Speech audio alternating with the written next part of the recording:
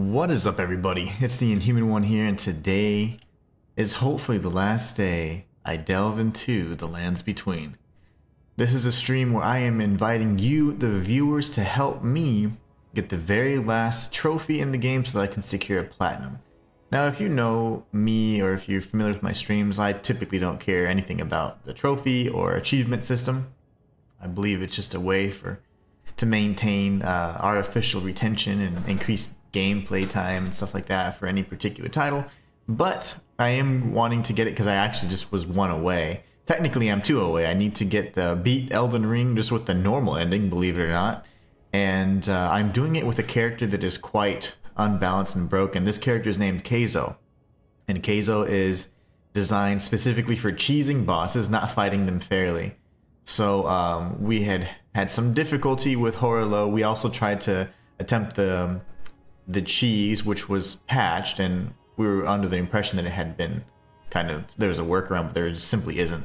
So we have to fight him fair and square. But what we're going to be doing is I'm going to make a few attempts myself, and then I'll be inviting you guys. I haven't played this game in it's been like 21 months, so nearly 2 years. So I'm a little rusty. But I was, at the time, quite adept at this game. I did the world's first torch-only run with the Frenzied Flame ending, which ended up being like the second torch-only completion in the entire world. And I've done all kinds of runs. So anyways, this is just me getting back into it using a character that's not designed to be any good at this level. It's just designed to cheese bosses, hence the pizza cutter. But anyways, let's have some fun with it. And let's kick some arse today, as they say, as our brothers from across the pond say. Matthias, Shayla says, Happy Valentine's Day to you and your family. Thank you so much. Same to you. Matthias says, Hey Inhuman, sorry if I missed your stream the other day. I was unfortunately busy getting arrested. True story. Oh my gosh. Oh my god. I feel like you're getting arrested. You were probably being really nice, and it was a misunderstanding, and then it all just, what did they say? It escalated from there, right?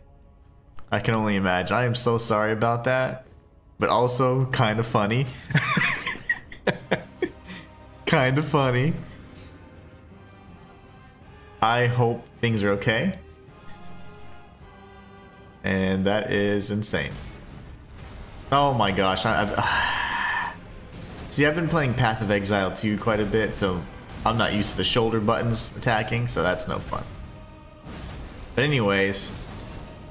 Oh, anyone watching is more than welcome to help me. After a few attempts, I'd like to do a good solid session of attempts to be able to avenge myself.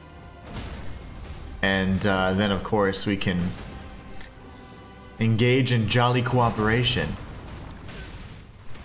Once I get the platinum, I'll probably never play this game again.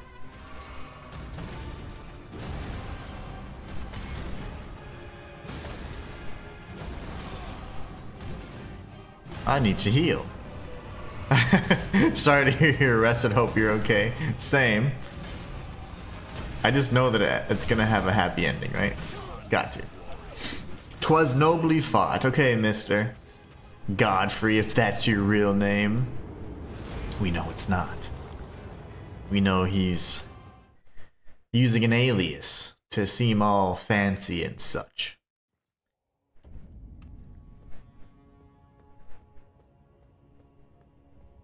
That's very true, Matthias. Sometimes you have to be the agent of change. Can't just wait for things to happen. Very, very true. Oh gosh, I keep pressing all the wrong buttons.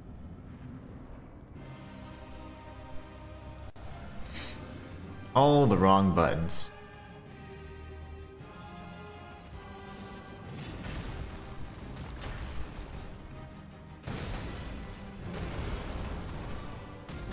That's the attack I really don't like. I don't like that combo.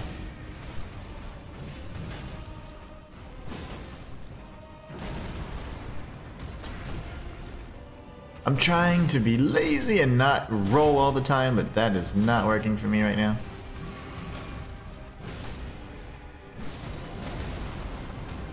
Oh, son of a mother, man. Fighting with this heavy weapon is, it only allows for a very small window of opportunity to counter and strike. And so being so like far removed from the game for such a high period, long period of time, it's just trying to get those windows down. Also, there's just the margin of error is really small. So like I either have to decide, am I going to dodge during this window? Am I going to attack during this window? And do I have enough recovery time? And then it's like, or is my health a little too low and I need to focus on that? So just typical Souls stuff, you know? Just the Souls stuff.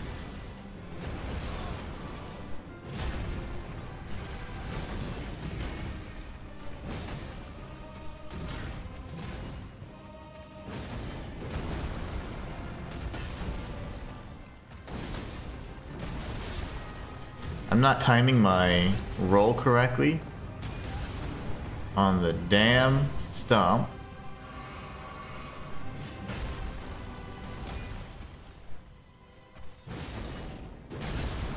Any of the times. I'm either going too early or too late. That's what happens. It messes with your psyche. Love it.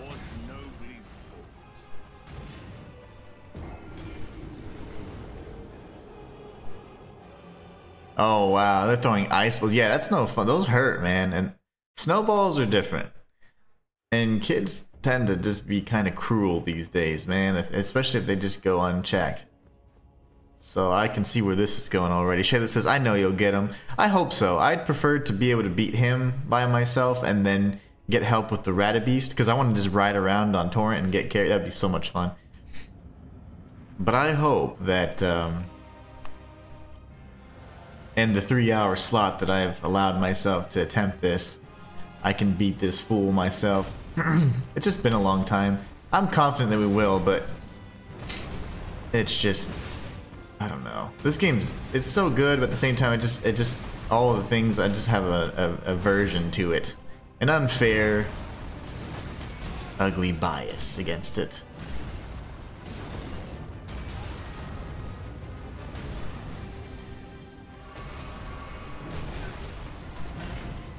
But it is a good game.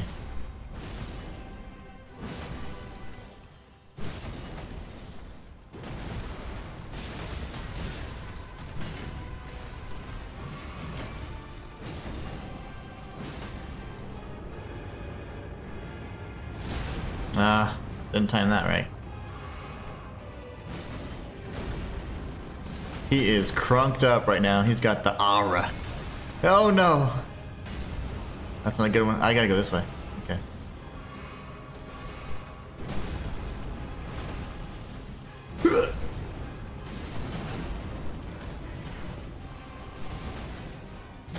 Your stupid head. Okay. There you go. Get out of here. Yeah, that is awful.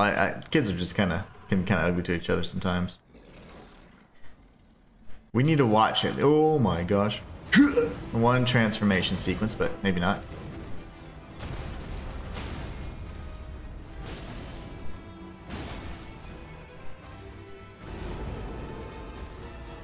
Oh my gosh. Run, baby! I'm dead. Lovely. Lovely. That was actually pretty good. I love being able to stun horror low as well. I call him Low because it looks like Low instead of Lou.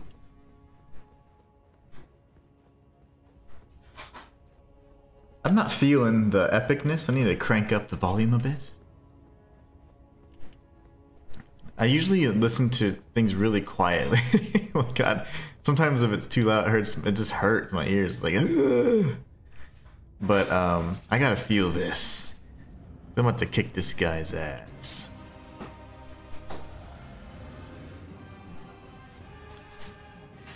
It's a good game. It's my third favorite in the genre. Yeah, let me see.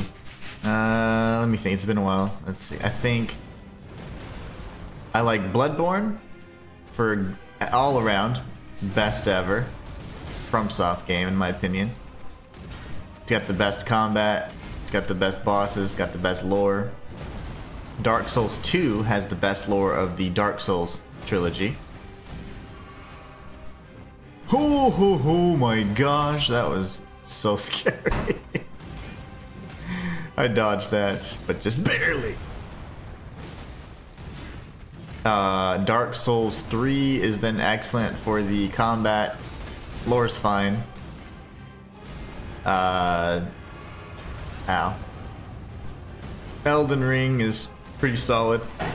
Good lore, excellent gameplay. I haven't played Sekiro, otherwise I'm sure it'd be up there.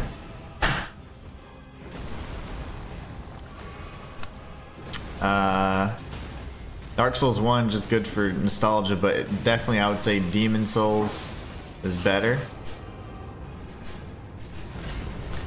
Demon Souls, both the remake and the original, are better than Dark Souls in my opinion. I've just played Dark Souls the most, but it's not because I like it the most. It's kind of like the most accessible, I would say.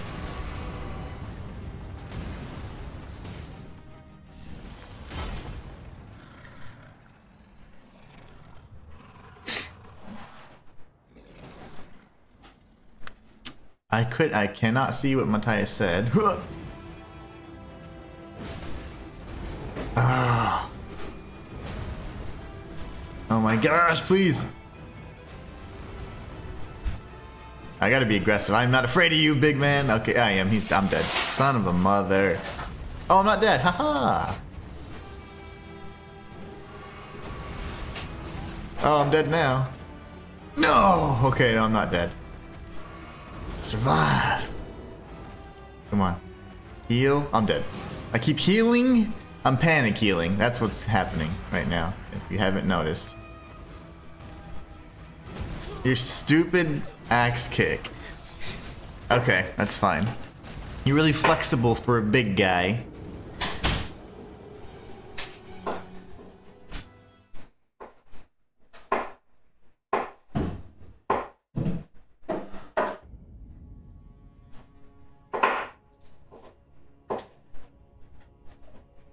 Oh my gosh.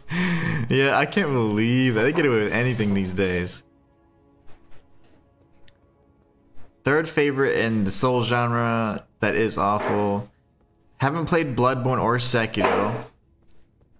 I've played 30 minutes of Sekiro and it was amazing, but I can't say, oh my gosh, it's good because I haven't played the full thing. I gotta have an informed opinion.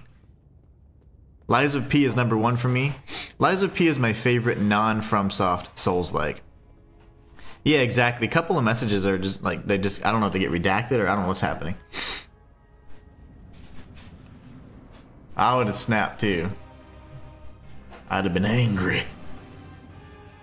They have, I don't know, they just do stuff. See what they can get away with, pushing the limits. Oh my gosh.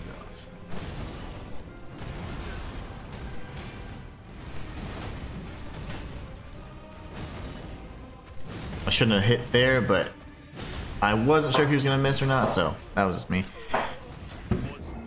We got lucky there. I mean, I hate to say lucky, I don't like that word a lot, but pretty much we didn't get hit when I took a pretty big risk, and we're good. And then I started just jabbering, and then I died because I'm not paying attention to what he's doing. Kids are too bold these days, yes. Oh gosh. That's right. It all starts with parenting. You got loser parents and you have loser kids. Hey-ya! Think of America and Godfrey, for example. They were shite parents and their kids are kind of shite too.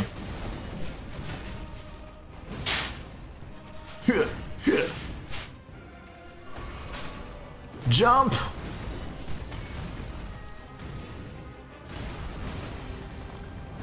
There you go. How do you like that? Wait, what? I didn't. What? You can do that? How is that a thing? Did you guys see that? You can do a visceral. I'm over here in Bloodborne mode. You can visceral this guy? Because if I can get to horror low, he's in trouble. Oh my gosh. One. Dodge. Heal. Dodge. Take the face. Dodge. I'm just so shocked still about that. I don't even care if I died. You can actually do a visceral on him? How did I not know that? I mean, I have literally fought him dozens of times and done a bajillion type of different challenge runs, and I never knew you could do that. Or maybe I did. I don't know. I always say that, and then I'm like, oh yeah, that's the thing. On my very first playthrough, my main character, I used the Wolverine claws the whole time on my very first playthrough. I did not know you could visceral his ass when he's down like that. That's really cool. I'm gonna try that again because we've been able to stun him, and if I can stun horror low, I'm gonna call him horror low. I don't care. I know it's horror Lou, but that just sounds dumb. Horror low sounds better. That is insane. If I can do it to this phase and then horror low phase, we might be onto something, kids. Okay, wait. Ah, okay, he gets up really fast. Did he get up that fast last time? Maybe we just go for that? I don't know. I'm obviously gonna get more damage if I do the whole combo on him, depending on how much stamina I have left. Oh, you know he's pissed now. He is so pissed. I need to just... Oh my gosh. Dodge. Yeah.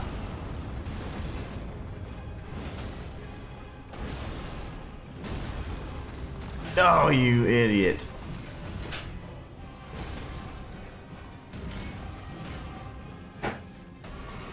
Jump, fool. Okay. We did it. Whew. Yeah, when he's like that, you can do a visceral on him. And I know it's not called a visceral in this game, but I don't care. Because I like Bloodborne better anyways.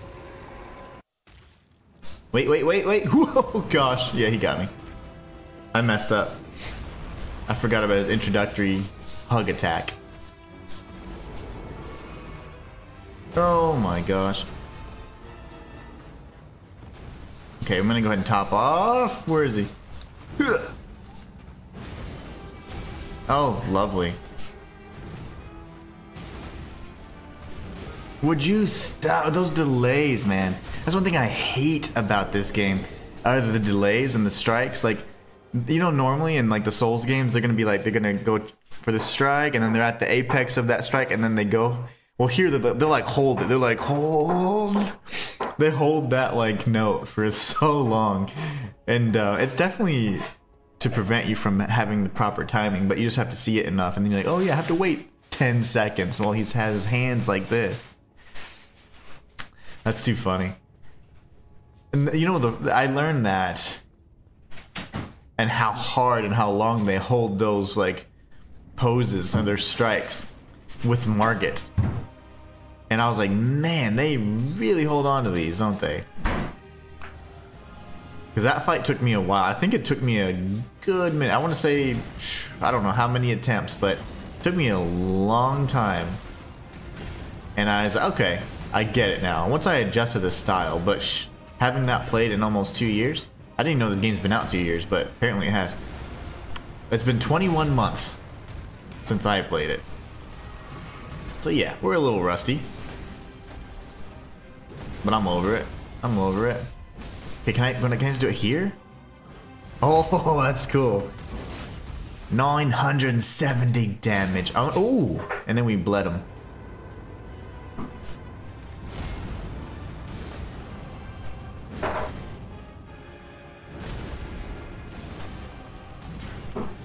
Do it.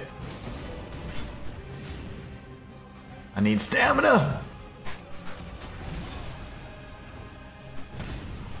I gotta heal, baby. Uh-oh. Roll!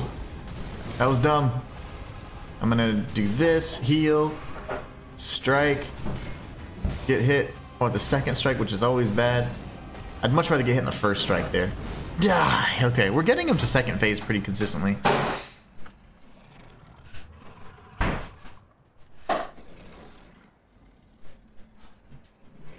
Oh good, well at least it resulted in something. But yeah, that's annoying. That is annoying. So technically my actions got me exactly what I wanted, and I gladly accept my punishment, even if I guess it was for one day. Yeah, that's nuts, man.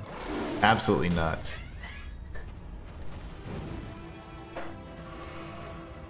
That is the way things are, though. Very wacky. Nothing makes too much sense in this world.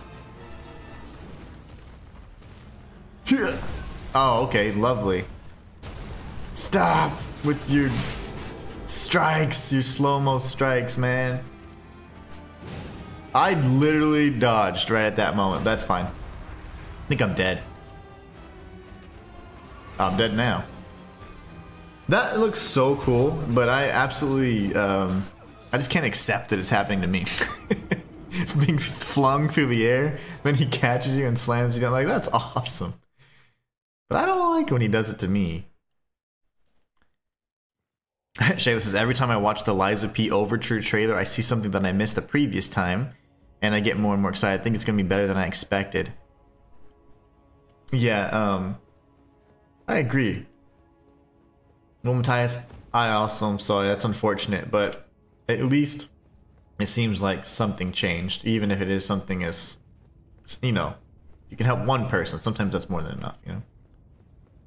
Oh my gosh. Keep pressing the wrong button. I've only seen the trailer one time. But in that trailer, I noticed a plethora of different weapons. You know, different things from the still images that we got a year or so ago. So, Frankenstein theory and all that stuff's probably not gonna be the case. But we had like a cool wax looking guy. We had, I'm almost dead here. Jeez.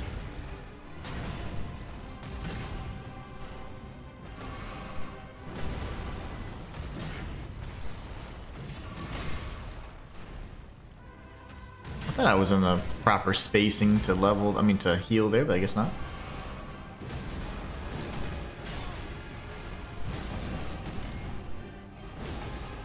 You've got like some cool looking like Simon's bow looking thing from Bloodborne, which is sick.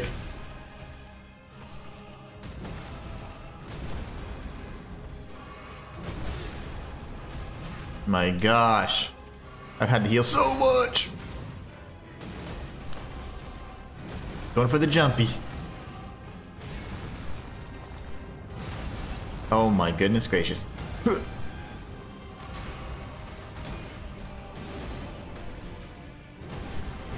How are you not stunned yet, sir? He adjusted quite a bit there. I have never. That's so crazy you can do that. Overture looks amazing, and holy crap, did you guys see the trailer for Tides of Annihilation? Yeah, Tides of Annihilation is going to be great too. It looks like they're bringing back a lot of games that... So like, to me, I'm going to do a video on this. Super clickbaity, of course, got to. Souls-likes are dead. And the reason why is because I think that even FromSoft is now going for that more arcadey action, which is a... At this point now, you would refer to that as like a retro kind of feel, right? Like they're incorporating all these action elements that aren't necessarily indicative of just a pure action RPG, because a Souls-like is an action RPG. It's just a hardcore action RPG. So what's happening is now you're getting a lot more arcadey type action, almost hack and slash in nature. Hack and slashes reigned supreme for many, many years before Souls-likes came out. And you still had the ability to have a hack and slash type adventure with a lot of skill requirement, and Ninja Gaiden was, in my opinion, one of the first to ever do it back in the NES, and then again to do it back in the era of Xbox and PlayStation 2. Then you see now a resurgence of the hack and slash titles. Tides of Annihilation. You have Ninja Gaiden 4. You have Stellar Blade. You know, you're getting this kind of RPG elements, but you have more of an action emphasis. And Souls-likes, you know, of course, they still pump them out because it just is a buzzword, but ultimately, all of the, you know, even FromSoft, with Night Rain, for example, is trying to do something different, right? And they can see that there's going to be more of an emphasis on action, cooperative gameplay, things like that. So even though you don't need, I'm dead, a Souls-like, or you don't need a solo experience, they're trying to do their own thing with the co-op piece. That's fine. But essentially, they can see too that there needs to be a little bit more like emphasis on just combat and action, and kind of like that fast-paced type of action. So you can see that there's a number. Lost Soul Aside is yet another example of, I would call it like more of like a hack and slash action-oriented kind of game. Cinematic, you know, highly cinematic, a lot of ass kickery and stuff like that. So honestly, I think that the Souls-like genre is starting to wane. It's been reigning supreme for over a decade. So I think now that that's going to start receding a little bit more, and then some of the older styles of gameplay are going to start kind of resurfacing, because that's just the way things are. Everything is cyclical in terms of like what's popular and fads and whatever else. So I think that Souls-likes are dead, for lack of better term. But no, they're just not going to be reigning supreme as you start seeing these talented studios develop and bring back some of these hack and slashy type titles, like Onimusha. I mean, you're getting all kinds of stuff, you know. So okay, you loser. I tried to stab him.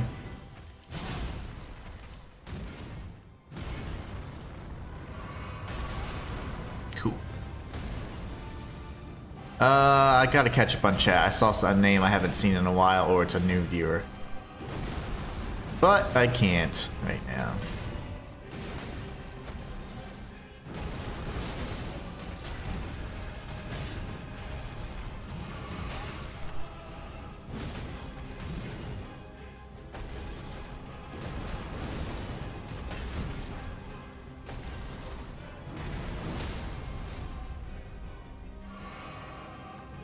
Get wrecked. Get all the way wrecked. Omar Ortiz says, hi, what's up, Omar?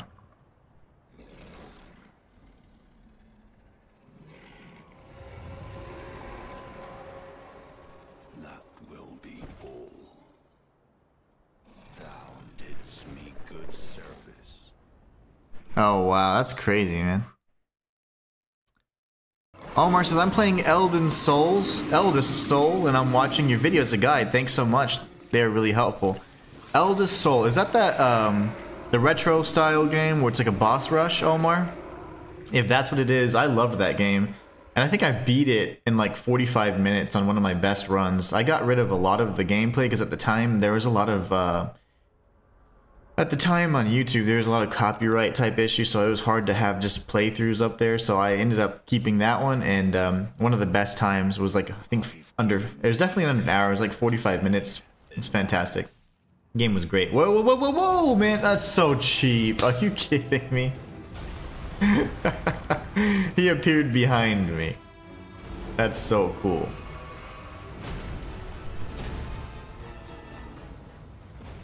That's so cool.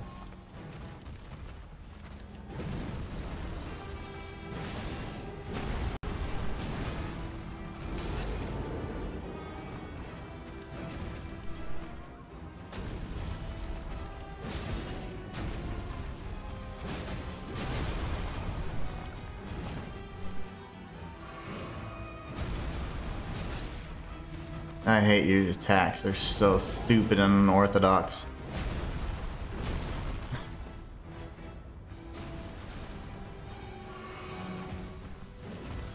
Nobody punches like that, Beast Man.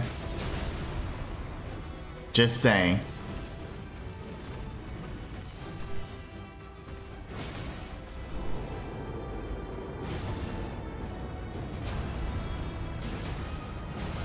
I'm dead. I'm so dead.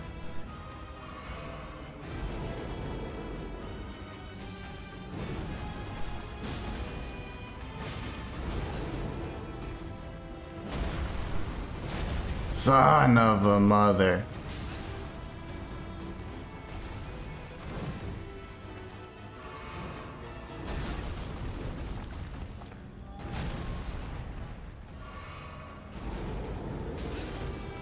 How did that work?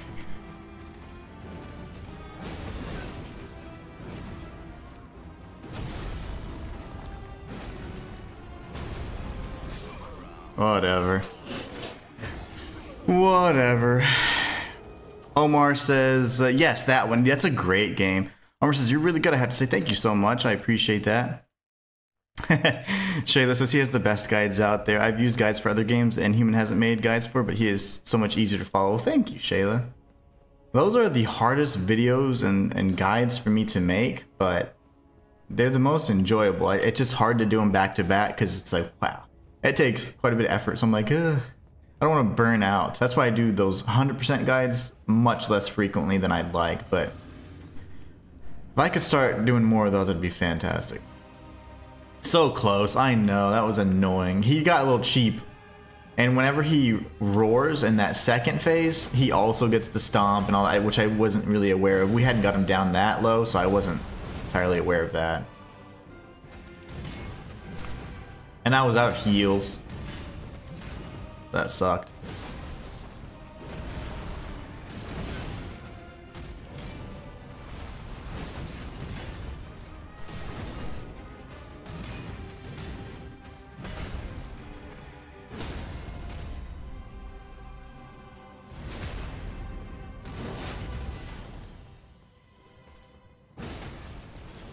Yo, that was a weird attack.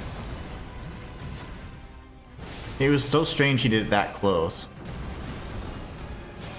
Thank you.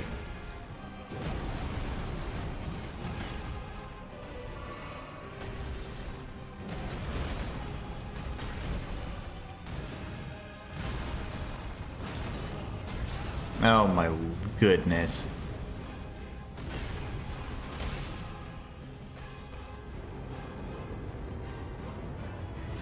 Yeah. I was gonna say, if I don't dodge this, I die.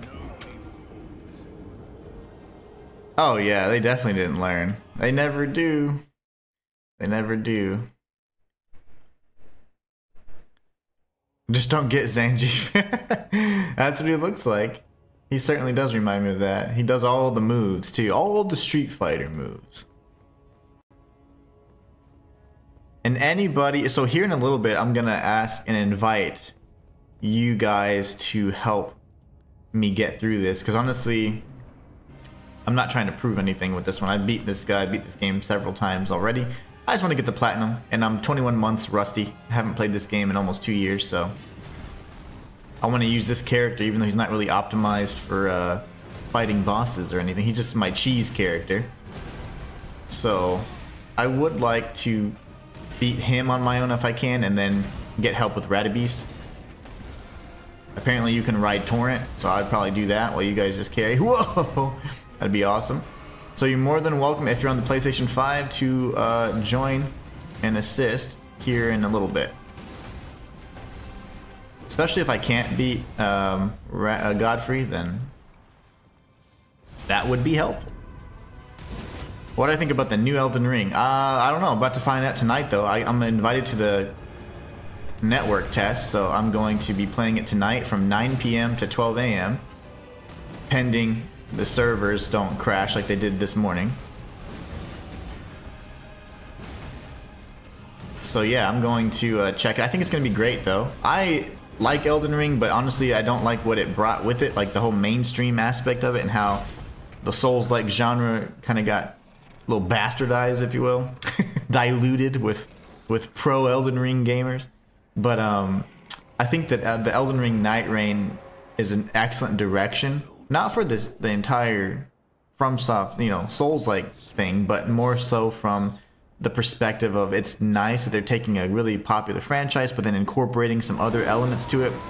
The co-op focus I could care less about, but I like the roguelite aspect of it. That's one of my other favorite genres. So combining the two is actually really interesting, and I think it's going to do really well. I'm excited about that. Really excited about that. I love me some roguelites. See, I don't know when the I don't know when the iframes are for that roar, but you can iframe it. I used to be able to. It's just real tight.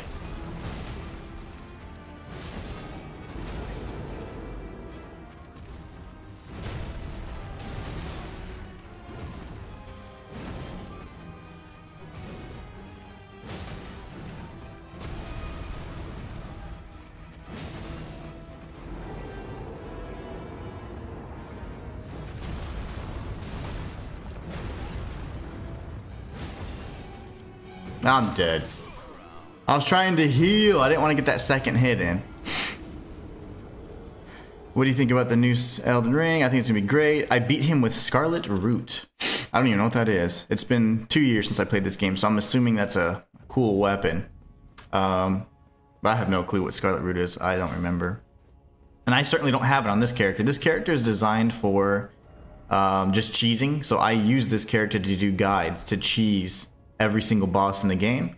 And right before, as I got to Godfrey, they patched the cheese where you can jump on the rail, then jump on this rail, and then go over. And that was a way to then not activate his AI, and you could just do whatever you wanted with him. But I was unable to do it at the time because they created an invisible barrier, so I was kind of stuck with this character. I was like, dang it. But I just waited in hopes that they would break something else, because usually that's what they do. When they patch something, they break something else. They didn't.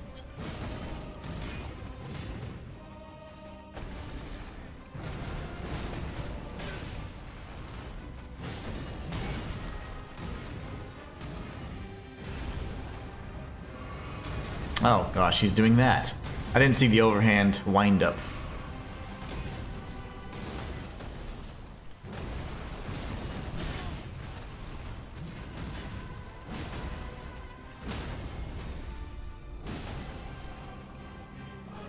Why won't you get stunned?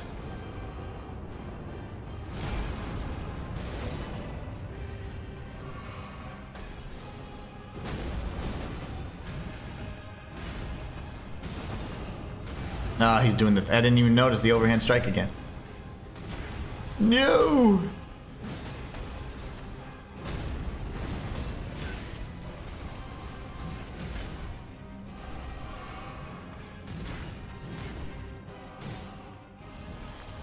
I saw the beta test for Night Rain is a little rough right now. Currently the servers are atrocious right now, so I've seen that's gonna suck because I'm gonna be streaming it 3 times this weekend at like the most obscure hours, so I figured that would happen though. People go is crazy for anything Elden Ring.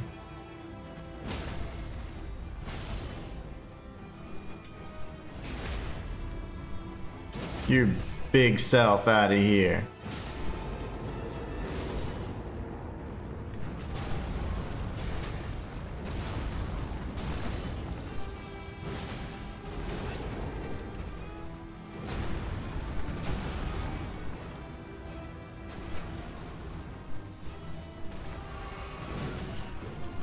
I shouldn't have healed there.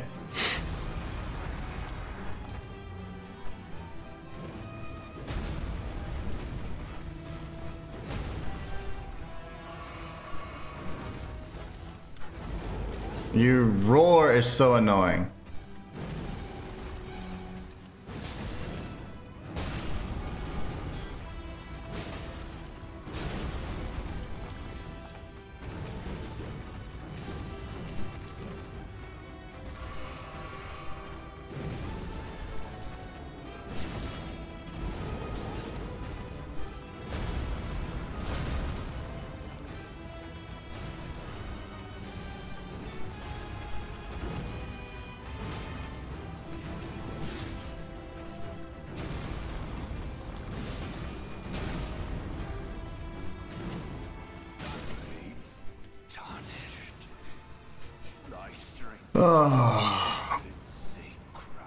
God, Godfrey or Horlo, whatever the hell your name is, get the bleep out of here. Your soul is mine now. Well, that's what happens when I get a little bit of practice in me. We start doing things. Okay, now you guys are invited because I've secured my vengeance. I'm good now. Pride aside, dignity renewed and restored. I'm inviting any one of you guys, if you have Elden Ring on PlayStation 5, I would like for you guys to join so we can destroy the Ratabeast. And then I can get the platinum. That is all I want. Then I'm going to put this game to rest, most likely forever. Unless I just get a renewed love for it when I play Elden Ring Night Rain, which I am also concerned that I might. But I'm not sure. There is a co-op item. Thank you so much, Omar. I am Shayla says let's go. I'm looking for, I don't remember. So what is the co-op item? And where can I obtain infinite amounts of it? So I don't think I have any. I thought it was like a little ring and you get it from like rats. Does anybody know off the top of their head how to participate in jolly cooperation in this game? Is it this? No. It's this. No. No. I don't know. It's one of these, right? Grants the blessing of an equipped great room. No. How does one co-op in this game? Somebody teach me. I don't remember. Random fella says there is. Go to multiplayer. Like go to it right now? Like how does one? Oh, what? I don't even have it. Is that because I'm in a weird area? Let me see. Let me go up here real quick. Shayla says, I saw one streamer that tried for 2 hours and never got to play Night Rain. Nice. If that happens, I will not attempt to play the damn thing at all. Like, I won't try and stream it at all. If that happens tonight, I will just try to record some footage of it, but I will not try and stream it because that's a waste of time. It's a flower, says Omar. It's one of the fingers, says Shayla. Well, damn it, which one is it? What is it? How come I can't do multiplayer? Am I offline? Am I offline or something? I typically do play offline. It's very likely I did that. No matchmaking. No, I want perform matchmaking, right? Cross region. Summon sign enabled, right? Online. Yeah, sign my life away. End user agreement, whatever. I don't want to decline it, fool. I said accept. Okay, I'm offline, so thank you, random. We have matchmaking performed, enable. We have voice, I don't care about that, I don't want to talk. We're talking now. And the character name, and then play online, and then I accept it. Okay, now what item, I don't know why it's still doing this. Oh, I need to probably quit out. I need to quit out, most likely. I'm gonna quit out. Random says go to main menu. Yeah, it's just like all the other Souls likes. If you change the online, offline, you gotta go back. Logging into the Elden Ring game server. That's right. I never play online. I am against it. Okay, so now. Ooh. Is this new, guys? I don't remember this. Are these new? Like after a new patch or something? Because I remember these for sure. And I remember being able to quit out really quickly. You know, like, because that was part of some of the I guess the cheeses that I was doing. I don't remember a dedicated section to multiplayer. Has that always been there? Furl finger remedy. It's not new. Well, I'll be damned. Okay, I guess that shows you how much I play multiplayer. Random fella says put a password. Okay, let me figure out my life real quick. You can see summon signs. Okay, cool. I only have 15 of these though, so we got 15 tries. Finger Severer. I would not do that to you guys. Taunter's Tongue?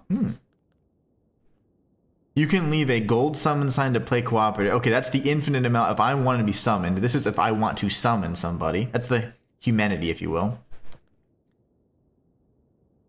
Send a cooperative sign to several summoning pools. That's the little sticks. Competitive multiplayer, no thanks. Summon pools. Attempt to invade another person's world.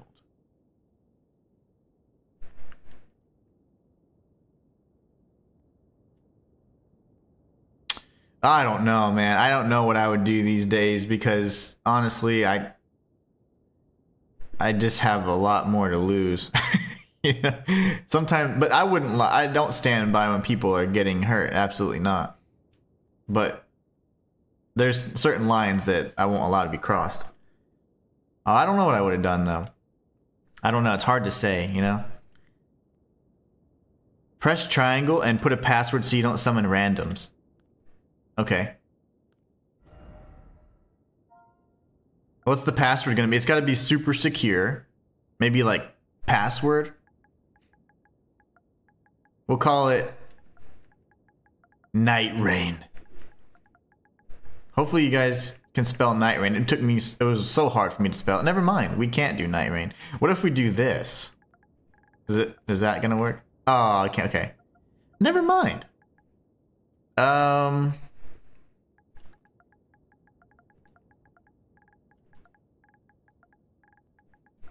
There you go. That's the password.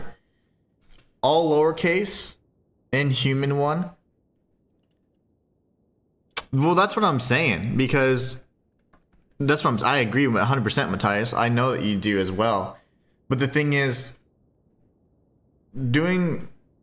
whenever you try in this world, in this system of things, whenever you try to take matters into your own hands and dish out justice or whatever, our system and our world's not designed for that. This is not how things are supposed to be. So the results you get, especially if you're trying to do the right thing, are often not going to result in anything but negative or punishment or whatever. It's going to be something that's completely contradictory to what your intention is, right? Because that's just the world we live in. Everything's very strange, and so it's like you trying to act a certain way, you're trying to make sure you're protecting somebody. Well, you're probably getting in trouble because you're acting out or doing whatever, right? So it's like it's all just a joke. So unfortunately, if you're trying to operate within this system of things and you're trying to do something correct or right or good or righteous, good luck, because you don't have the system working with you. It's often working against you. So that's why I would sometimes refrain, but I'm never going to stand on the side and let somebody get hurt. An innocent person, elderly, disabled, or anything like that, like I'll always stand up for something like that. But there are things that I won't intervene in if it's maybe a little less, you know, whatever, a lesser offense. But ultimately, I got to pick my battles, choose my battles wisely, because you got to go in knowing that you know, it's already working against you, you know? So one of those things you got to be very careful of, for sure. But is it noble, valiant, altruistic? Absolutely. But do those things often result in what we're trying to do? No, not right now, not in this time, not in this day and age. So you got to be careful. And so I reserve a lot of that for my family and the people that I love and care about, or innocent people that can't defend themselves. But other than that, it's like, it's kind of the world we live in, you know? But yeah, I definitely understand, and I hope that what I'm trying to explain makes sense. It goes way deeper in my head, but without getting all philosophical. That's kind of where I leave it. Random fella, oh, what? Well, thank you so much, random fella. I appreciate that. So Matthias, I hope that makes sense. But I think it's a great thing to help people and all that stuff. But I think it's often not going to be met with the results that you want, and it's going to be met with a lot of negativity and antagonizing forces. Random fella says, now use the furl crawling finger to see the signs of other players. I will. But if no one knows the code, who's gonna, I mean, are you gonna join random fella? Because if nobody knows the code, then like there's only like 6 people watching right now, so like no one's gonna be able to be here. I agree, Shayla. Shayla says it's so hard to know what to do in a difficult situation when it involves children's safety. You can't just not exactly. That's what I'm saying. Like, so it's like if it's someone that's potentially endangered or whatever, and especially if it's a child or someone that can't defend themselves, elderly person, disabled person, you definitely, in my opinion, that's kind of your duty to step in. You can't just let people get hurt. I mean, that's just wrong. So that's why I'm saying, yeah, it's a tough, it's like a balancing act, honestly. But you have to know, like, yeah, you're certainly not gonna be in a, you're not gonna be in a situation where you're gonna have all this support and all this stuff, and you know, everybody's gonna be like, yeah, this guy's doing the right thing. It's gonna be like, oh my gosh, he's acting crazy, you know. This is the day and age we live in. Okay, so random fella, are you joining? Because if not, I should remove the code, because I do want randoms. I need somebody to help me. I would prefer viewers, one of you guys. But if you're not joining, nobody else in chat is Elden Ringing right now, I don't think. So let me know. If you're not joining, that's fine. It's great. No worries. But I just want to make sure I remove the password, because nobody is going to know. Let me just put in this random password. You know?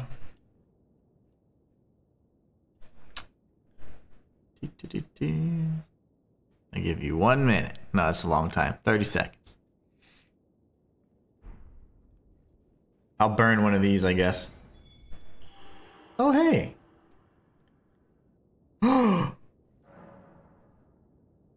What? Harlequin? In like 4 minutes. How is that possible? I want Harley Quinn to help me. This is sick. Random fella is right. Oh, yeah.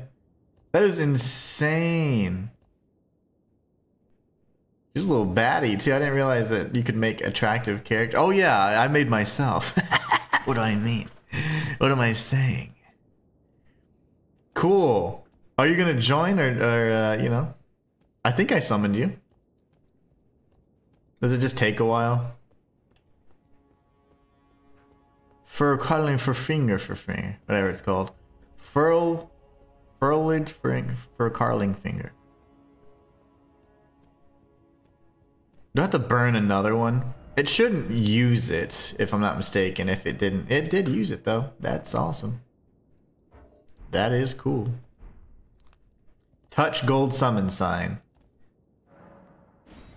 Don't you tell me we can't summon. It's unable. Try again. I sure will.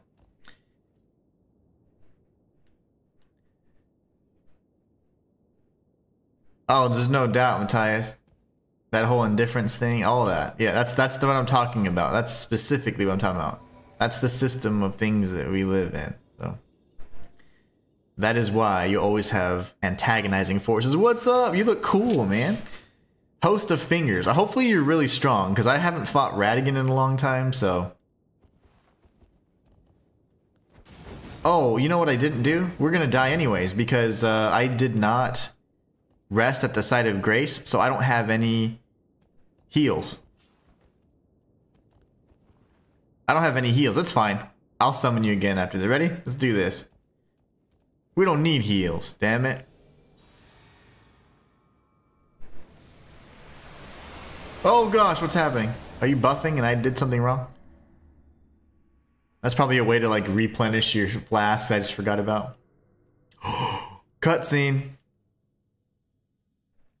And for any of you all interested in the lore of Elden Ring, I've covered some really, really awesome topics on it back when I really was into it. And on my main channel, this is actually my smaller channel. I just do playthroughs, challenge runs, guides on this channel. On my main channel, the Inhuman 1, that's a lore channel where I have a whole series dedicated to Elden Ring videos. I did a video on this very pose right here in this very section about America. You guys should check it out. Some of my favorite lore videos I think I've done in a long time. Man, it looks crispy. Like the graphics get like an update. It looks really crispy. I don't remember it looking this good. Uh-oh. Went redhead now.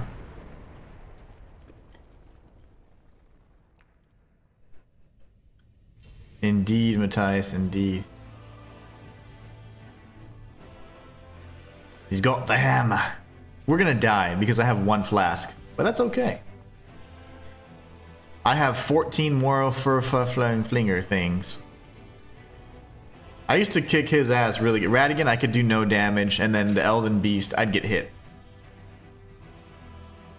Save me! Oh wow, look at that damage, my gosh. Oh my goodness. Nice, nice, nice aggro. What is that attack? Is that the red root thing you're talking about? No, that was Crimson. Oh, that was Ortiz, that was Ortiz. Oh, wow, I thought I had the iframes on that. I thought I timed it right. What I usually do is I was up close, and then I would roll into him. Omar uses the Scarlet Root or whatever. That was pretty cool. Okay, so let's do the fur carling for finger thing again. How do I play this game? Okay, here, and then here. Whee! BRB, says Matthias. Take your time. I think I need to do it up here, right? That damage was disgusting. Did you see that? Random fella's damage was... that was gross. Do I need to do it again?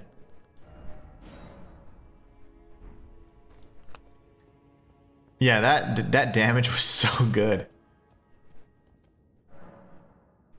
Oh, whoops. Let's try that again. This time I won't die, though.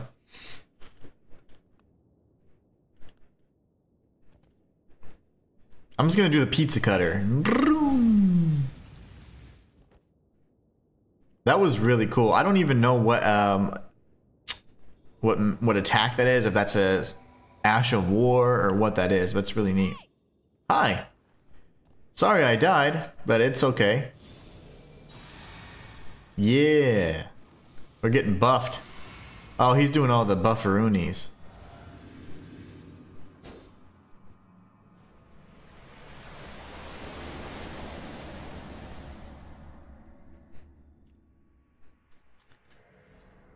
Again? I don't want to see this every time.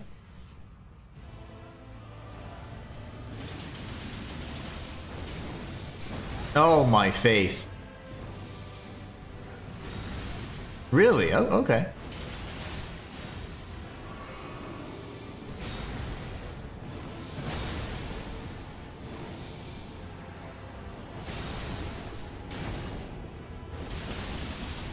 Yeah, totally carried. That was all me, baby. Whee! Let's watch this cutscene. Let me know if you guys need extra help. I can't join in because I'm not there yet on New Game 6 Plus, but I can drop stuff to help. Oh, thank you. I appreciate that. That's really kind of you. Let's watch this cutscene. I haven't watched it in 2 years.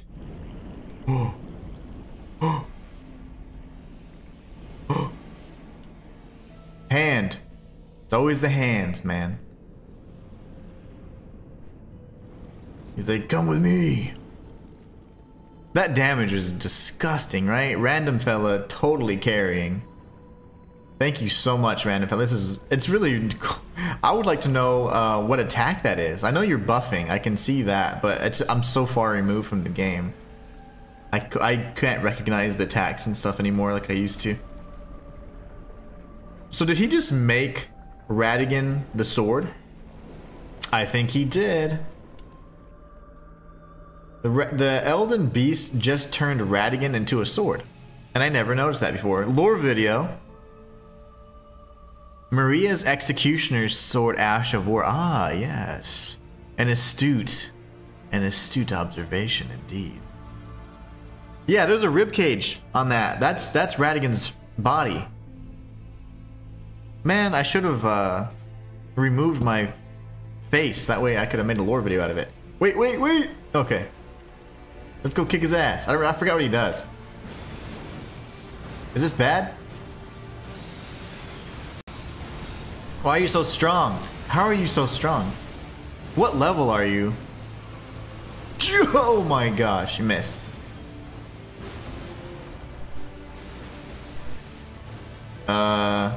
There's a few attacks I don't remember how to dodge, okay? Just so you know. Don't I have to jump or something? What you doing? Oh, he's attacking him. That's good. Yeah, kill that guy. He knows what he's doing.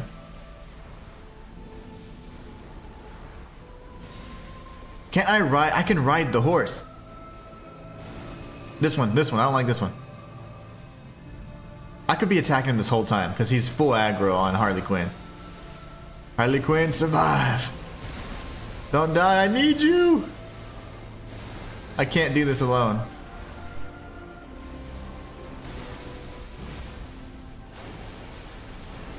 Oh my gosh.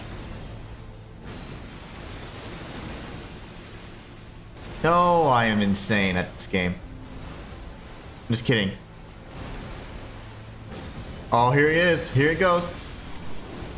Harley Quinn, let's get you in the scene. Insanity, man. Turn, face the camera, face the camera. Cool. That is the character who carried us. On Elden Ring, it's Harley Quinn. Very good. That was insane. That strength, man. Okay, how do I get the basic ending? Because I've done every single ending except the basic one. Does anyone know? So I can get the platinum. Otherwise, I ruin everything. How does one get the platinum? GG's. You're an Elden Ring pro. I am now. Actually, back whenever Elden Ring was out, I did do some pretty fun things. And my probably the proudest achievement that I have is my torch only run for Elden Ring. And that was world's first, baby, Frenzied Flame ending.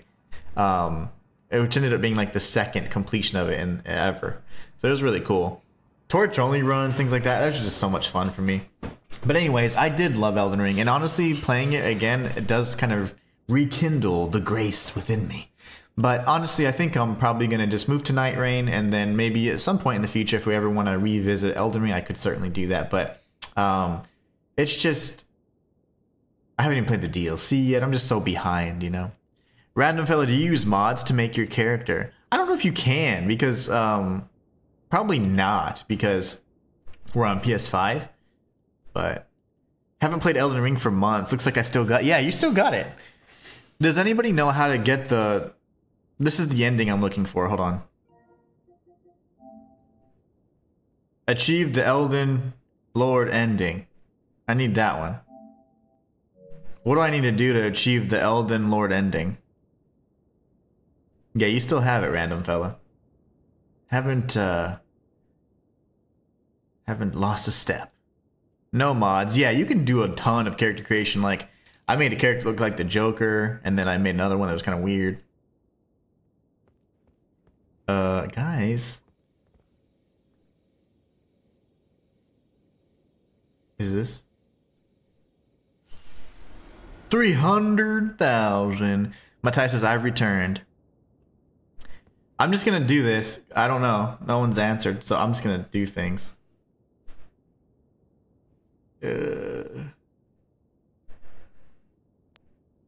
Whatever. Do I mend it? I don't even know.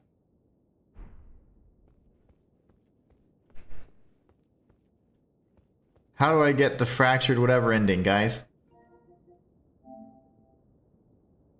The Elden Lord ending. Okay. I gotta Google.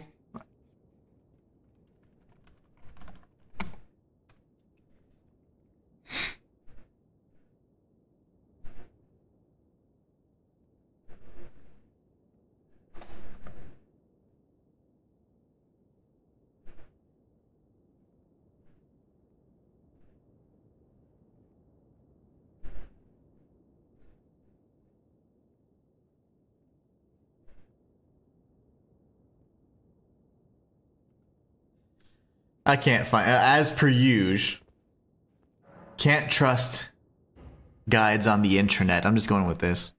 I haven't done it. I know that the other steps require a ton of stuff. I'm just gonna. Ooh, can I stomp on her head? In the frenzied flame ending, I stomp on her head, and then in the Randy ending, didn't she pick it up? Yeah, see. Look at those Cheeto dust fingers, man. Touch Marika to get the base ending. There you go. There we have it.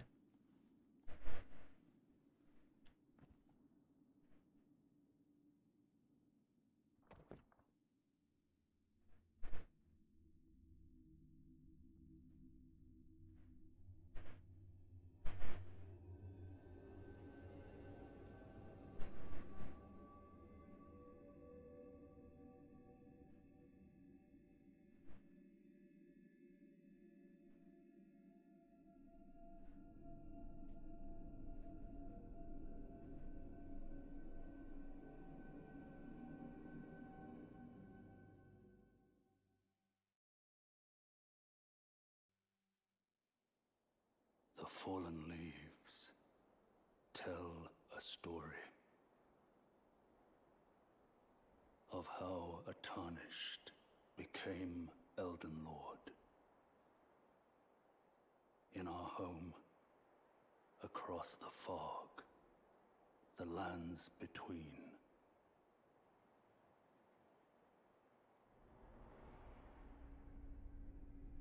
Our seed will look back upon us and recall an age of fracture.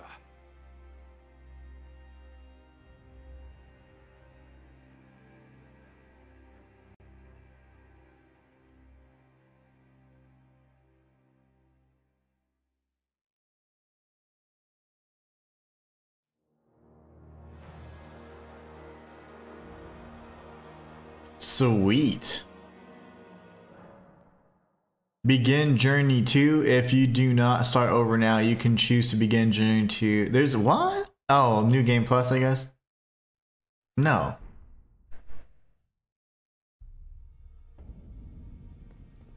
Nice. Nice. Alright, that was cool. Let's make sure we did it, though. Because I have a feeling... maybe we didn't? Obtained all trophies. Oh my goodness. Random fella. You made it happen. Look at this, guys. I haven't played since 2022. My gosh. I kicked so much ass back then, but now the torch, no pun intended, has been passed on to the new generation. And Random Fella with Harley Quinn was able to help me get the Elden Lord ending 2 years after, nearly 3 years if you look at it. Almost 3 years after, actually. That is so awesome. That is insane. Thank you so much. We got it, guys. We got the platinum. That is insane. And I don't even care much for platinums, but that's really exciting because this certainly was a really, really fun game for me. I did enjoy it quite a bit. It just, wow. That's awesome. Thank you so much, Random Fella. Shayla says, nice. And GG's from Matthias and Random Fella. Oh, it's exciting. Cool. How many hours did we put into it? Using yesterday's hours, probably quite a bit. Wow, that was awesome. I was at 414 hours yesterday. So 417 hours in, and we got the platinum. 417 hours, 3 years later. I was 2 months shy of 3 years ago when I played this. And I was playing all the way through March and April and of 2022, and that's when I was at my prime. 2 years later, guys. Wow.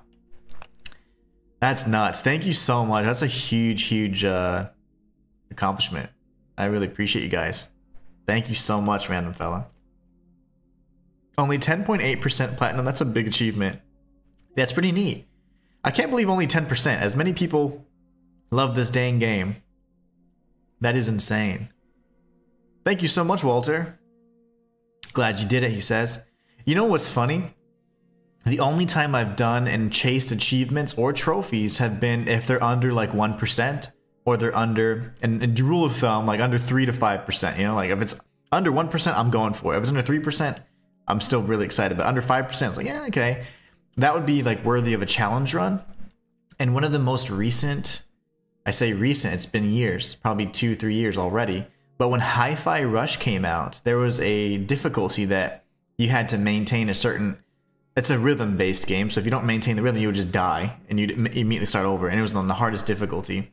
And it was like less than 1%, and I did it at that time. It was really fun. So that's when I like doing them, when it's like a challenge aspect to it. But it was nice to definitely put Elden Ring to bed. I think I needed that. I definitely needed that. That was awesome. Thank you so much, Random. That really does mean a lot. Again, for someone that doesn't even chase trophies, that's huge. Let's see if we can hack into the Elden Ring Night Rain network test. That is really cool. We're going to be playing this tonight. I'm getting all choked up. Just kidding. We're going to be playing this tonight, 9 p.m. to 12 a.m. If the servers don't crash. I've also heard, and I saw the first thing I saw actually was a tweet from the Elden Ring Night Rain page stating that sorry for the the server instability, and there was a crash immediately when it started. So that was like around like the 5 a.m. mark, and so yeah. Whoa, can I do all this?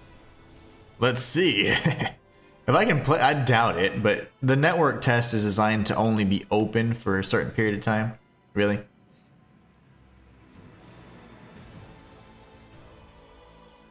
Let me in, baby. Okay, temporary disabled. So it's only a few sessions. Very, very interesting. But this is what we're going to be playing tonight. Jumping into Elden Ring Night Rain. We'll be playing it tonight from 9 p.m. to 12 a.m. Tomorrow from 1 p.m. to 4 p.m. Central. And then again Sunday, 9 p.m. to 12 a.m. So, wow, just look at that beautiful art. I think that's the Wilder, which he looks so much cooler in this, in this little art than he does. But if you're trying to get the Elden Ring Night Rain, it's only $39.99, but you can get different versions of it, digital deluxe, and then of course the collector's edition, which is up to $200. So, yikes. That was awesome. I guess we'll move over to this for now. Absolutely insane. I'm so excited about that platinum, guys. Thank you so much. I never get excited about platinums, really. But that was really cool. It took 2 months shy of 3 years to get the platinum. And it was nearly 3 years from the point of when I stopped playing back in, like seriously, back in April or whatever. That's nuts. April of 22. Wow. What a time to be alive. That's awesome. What a great achievement. Thank you guys. And your character was fantastic. That, I cannot imagine that's the kind of damage you're dishing out. I don't know what level you were or how they scale down if you're like super OP, but that was impressive. Now if anybody wants to play some PoE too, do some mapping, I'm down. Or if you need carries or whatever, totally down for that. I'm just trying to path as many. So here in this game, what I'm trying to get as many of these little citadels opened. So I have about 7. So there's 1, 2, 3, 4, 5, 6, 7. So 7 citadels. Citadels are important because you beat an act boss, and when you beat the boss in end game, you get these things called, it's currency, it's a key, it's called crisis fragments, and these are worth like massive amounts of currency. So like these are my own personal, this is my personal stash of like all the end game keys and stuff, but these I'm willing to sell or just burn through and use with like if I'm playing with viewers and stuff. So 7 of these on top of what we already have, not only will we be quite rich in currency because we already have tons of exalts and stuff, but we would be able to, you know, do pretty much anything. We can either make multiple attempts at the boss, the end game boss, or we can just sell them and get more stuff and get better equipment. So awesome, awesome stuff there. But if any of you guys are playing PoE 2, you're more than welcome to join And we can do some mapping and stuff for the rest of the session. The Elden Ring piece I thought was going to take much longer, but I beat Horaloo much quicker than I thought. And then I had no clue that Random Fella had such an OP character. 3 hours of character customization to come up with that, and it looked very good. I would say it was worth it. I don't have the patience to spend that much time in the character creation. I slap a beard on the guy, some dark hair, some skin that I think is my color, even though it's like usually a few shades darker, and I'm like, that's me. That's me. I'm just a pale boy now. I'm gonna refresh the chat because I sometimes talk to myself. But yeah, if you guys want to play some PoE too, I'm down. Let's do it. If you can't, no worries. But I just kind of accomplished what I set out to do really early. We gotta play something. And might as well be productive. I'm trying to get this character to level 95. Yep, 100 technically, but 95 is fine. And then if not, also just path to as many citadels as possible, and then maybe start farming those.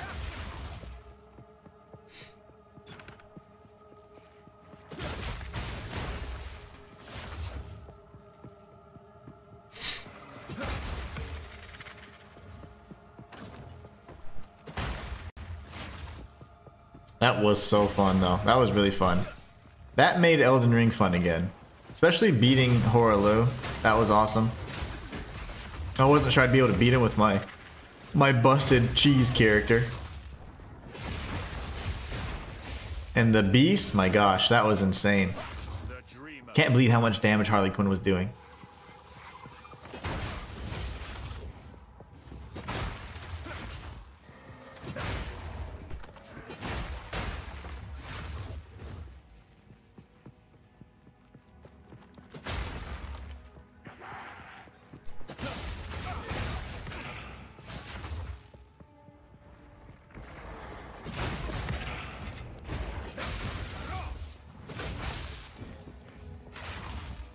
All the different beasts.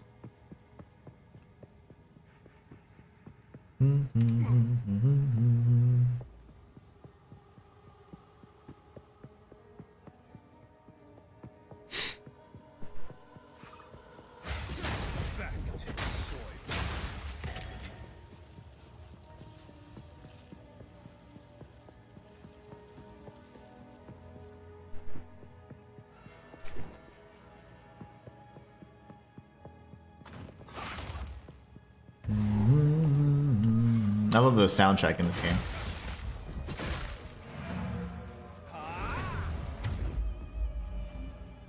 Well, that's another map down. We're getting closer to this other zone. So right here, this is a citadel. This is a citadel for Act 3, essentially. So it's the stone citadel. There's iron for Act 1, copper for Act 2, stone for Act 3. I'm just trying to path my way over here. Honestly, a lot of these don't actually connect like you would think they do, but this one seems to. So I could go a number of different ways, but I really just want to tag a tower so I can see what my path should be. So I think I'm just going to jump into Fortress real quick. Or what? Let's do Fortress.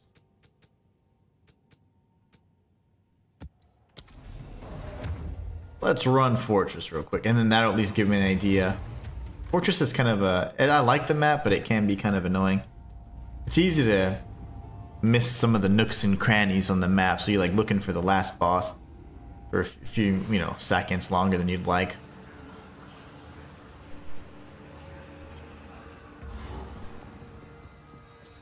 We've got a Delirium, and it's corrupted, so it's going to be a little beefier.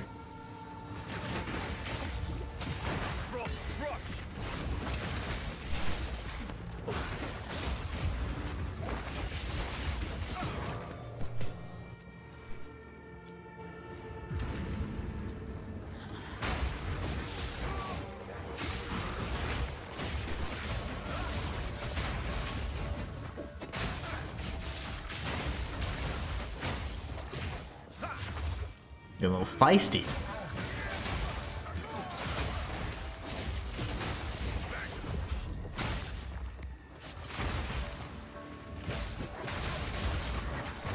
Really? All these damn demons keep spawning? Those bastards.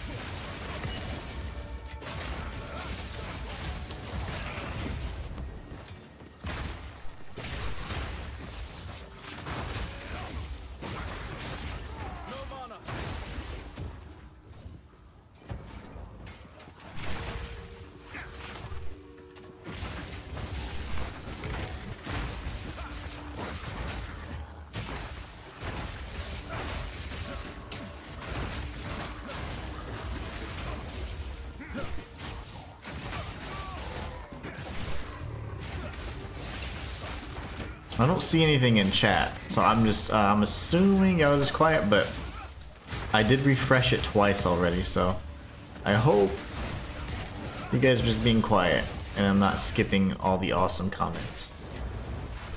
Because if so, I do apologize. But it's just OBS being silly.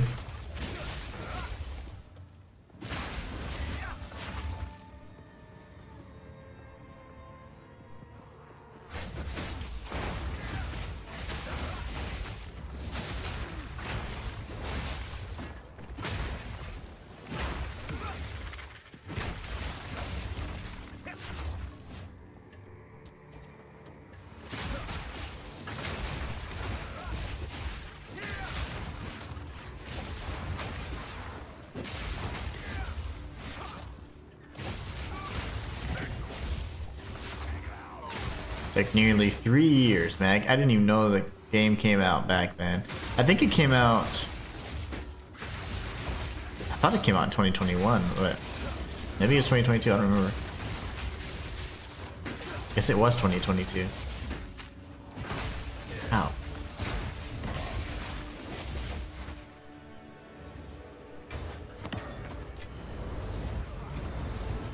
How does that hurt me? I have chaos inoculation.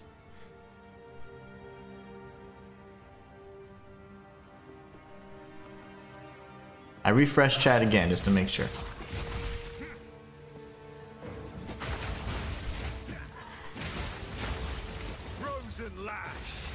Frozen Lash.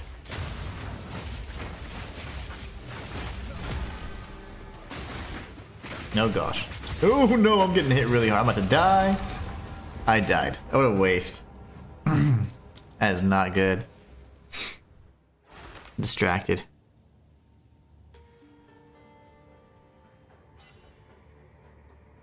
That sucks. Okay, that's what I get for not paying attention.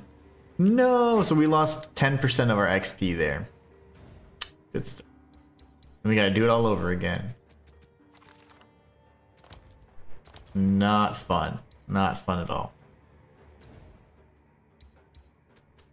Damn it. Hate losing XP like that. Just silly stuff like that. No Elden Ring today? We just finished it, Brendan. We just finished Elden Ring. I finished a lot sooner than I thought. Honestly, I was not sure that how quickly I was going to be able to defeat Horror Low.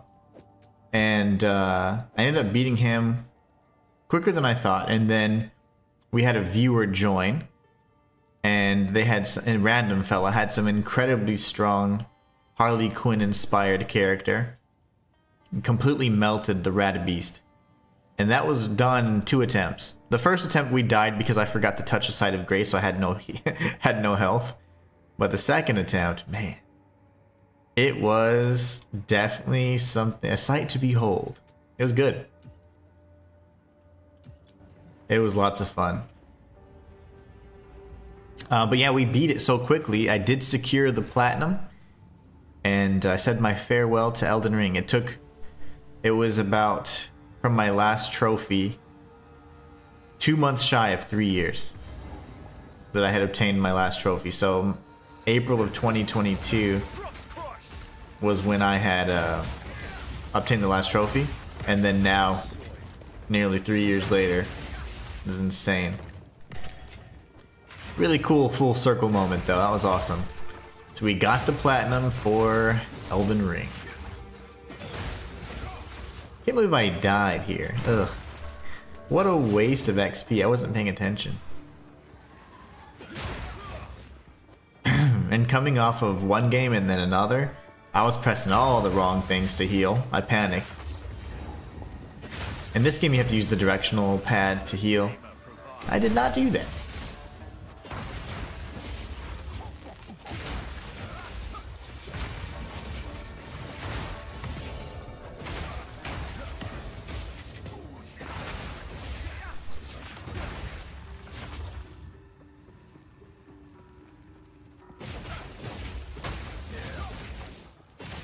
Death's Gambit, says Matthias. Very nice.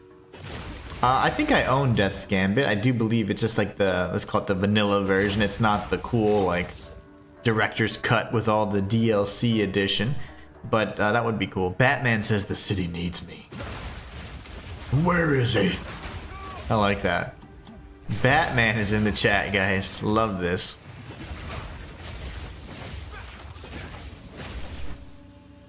And without taking the horrible advice of another unnamed content creator and watching the walkthrough. Yeah, that happens.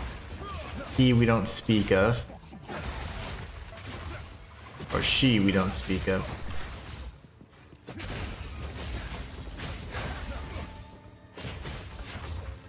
The city needs me. Batman, that's awesome.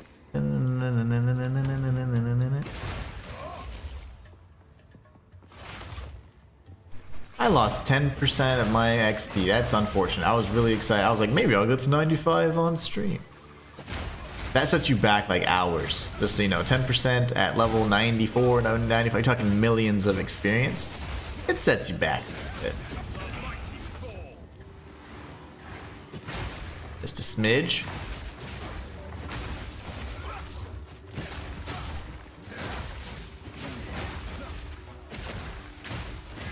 Oh.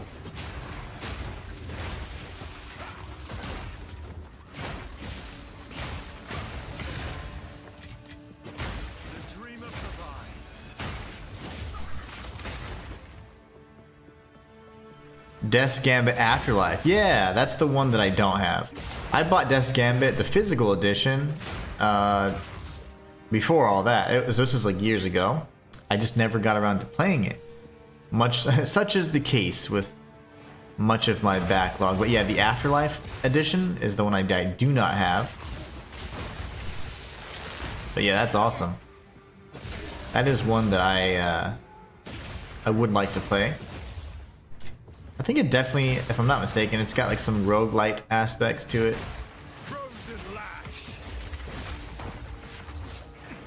We can get through this silly area again quickly though. I'm not gonna try and do it 100%. So I'm angry.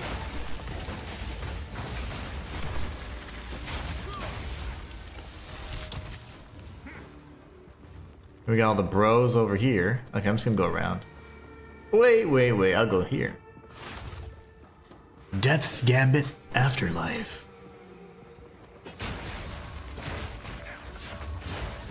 Ooh.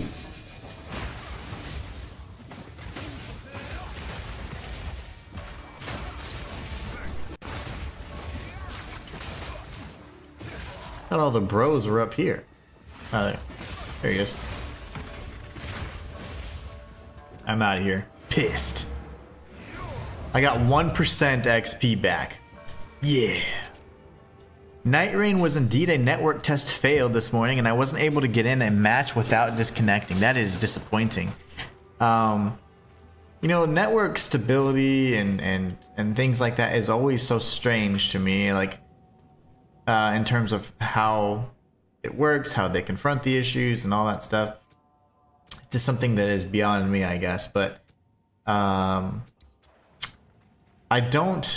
I'm not excited about that, because when I heard how many issues people were experiencing, like I usually wake up and I take a look at social media to see what's happening gaming wise, and unfortunately I saw a lot of this you know, apologies for the network not happening, and they might even end up doing another network test just because this one failed so miserably apparently. So I was like, great. 17, 42, 20. Okay, this one's better.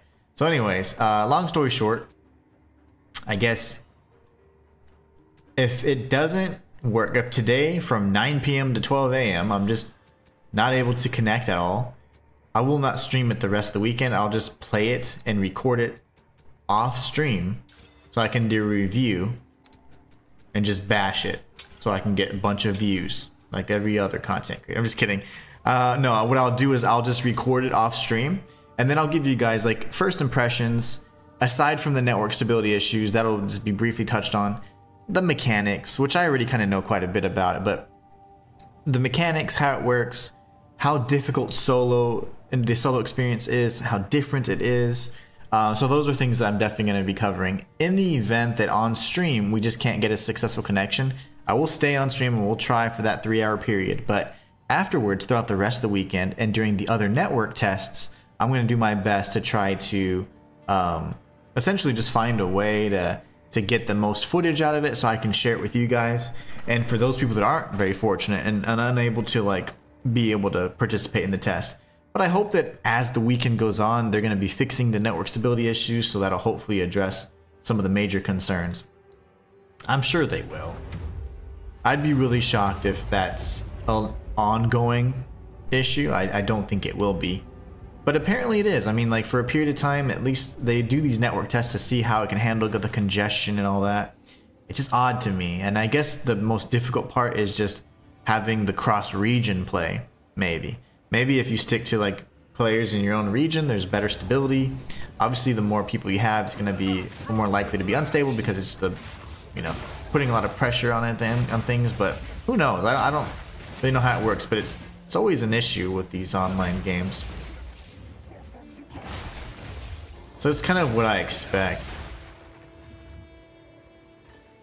It's certainly what I expect.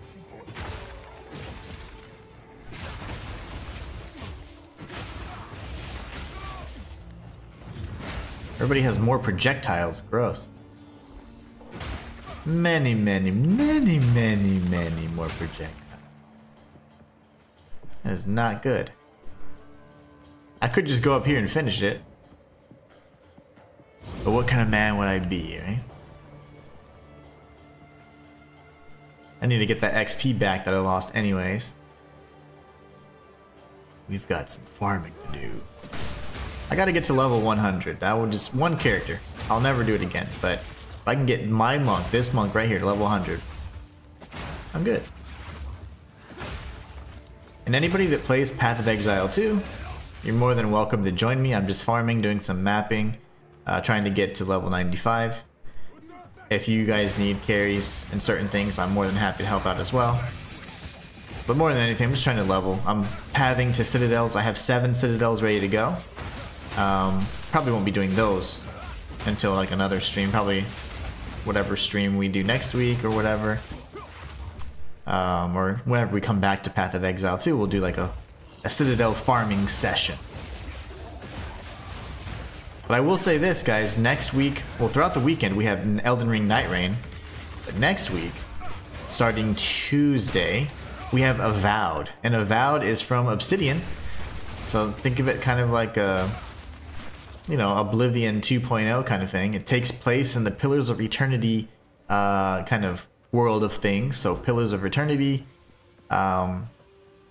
is definitely a game that has a big following, a lot of lore in it, and it's kind of neat. I kind of wanted to do like a lore preview on it, but just in a non-formal setting in this channel, but we'll see how that pans out. But it does come out on Tuesday. I didn't get the early access because I didn't want to interfere with my Night Rain network test.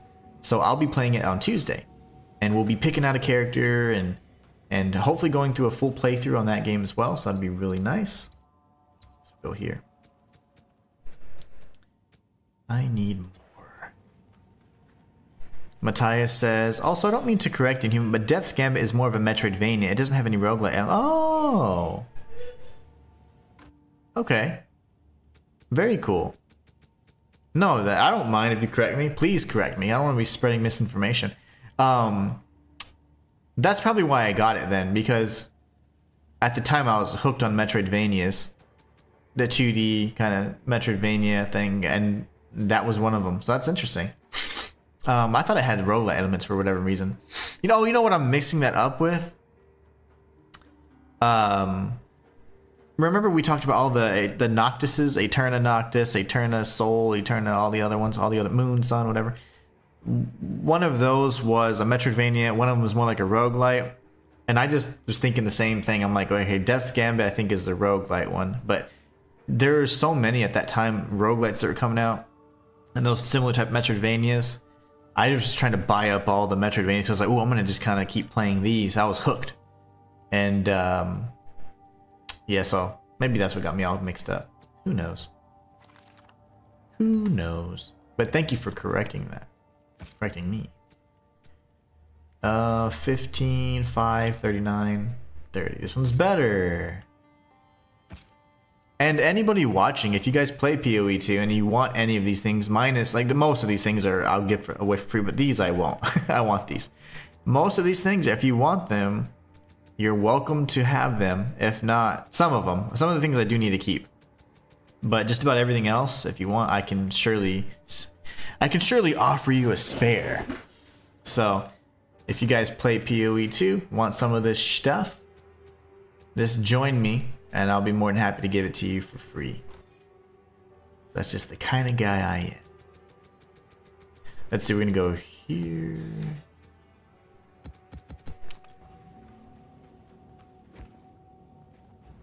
Oh, I went back to Mesa. Death's Gambit is a Metroidvania, not a roguelite. Well, that would make sense for the walkthrough then. It'd be kind of, in my opinion, kind of silly to do a walkthrough on a roguelite. The only time you need a roguelite, you just need little guides. They're saying, hey, if you want to unlock this or that, go here. But a walkthrough on a roguelite is kind of weird because it's largely skill-based and you have to just play it a bunch. Metroidvania, on the other hand, there's usually a finite set-out path. Burning Ground. Ugh, I hate Burning Ground. Okay, I'm probably going to sell that one. Look at all these. My gosh. All these modifiers, just so you know, all the blue text, a lot of that is working against me. So from the area has patches of shot ground and down, it's working against me. Not only that, but technically, aside from the increased quantity, increased rarity, I'm still getting 14 additional packs of monsters, which is more threat. And then 37% increased magic monsters, which are harder monsters. And then we have larger pack size. So ultimately, that's a good thing because I can kill a lot of enemies at once, but that's still working against you. The true suffixes or the negative modifiers are from area has patches of ground and below. And we have like 7 modifiers. So that's why the Waystone drop chance is over 400%. So it's massive. Yes, I was thinking of that one. That's the one. That's exactly what I'm talking about, Matthias. Summum Eternum and Eterna Noctis. Yep. One of them's roguelite, one's Metroidvania. I got them mixed up. I was like, I don't remember what it is, but I remember I had a lot of interest in it. And I was like, oh, I do want to play Death's Gambit. I'm just going to do this for now. I'm going to sell the Burning Patches of Ground. I don't really like Burning Patches of Ground because you have to focus on your footing and where you're at, and I just don't like to do that. I'd much rather just blindly run through, swinging my stick. Well, Brendan, I am glad, though, that you were at least able to attempt to participate in it, you know? That's part of the experience of getting selected for these things. But it's neat. I'm glad that you're able to at least give it a whirl. Sorry that you didn't have a pleasant experience, or you wouldn't get to play without service interruption or any kind of disconnection or anything like that, but that's kind of what happens. Welcome to a day in the life of a content creator. You know, the funny thing is, you know how many emails that I got yesterday that were attempting or pretending and trying to be you? Too many. I got several emails saying, hey, I'm Brendan and I'd like the copy or the, you know, I can't wait to play. I'm super excited. I'm here for my key. I got so many of those emails. I was this close to starting to cuss people out. Because it's in writing, I decided not to. But I did call people scammers and told them they should be ashamed of themselves. And then when I looked at yours, I looked at your handle and all that stuff. Did a little bit of cyber sleuthing, found out it was you. and that's when I replied and gave you the code. But yeah, man, people are idiots. Sorry, but it's just what it is. Oh man, did I not tag the checkpoint there? I never do that right. I didn't. Yeah.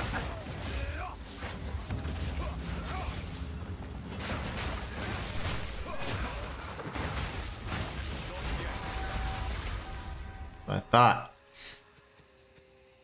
What is this? You're gonna have to wait, sir. I'll sell it to him and give him some freebies. I always give away freebies. But I don't want to stop the action for one exalt right now. Hey, little guy.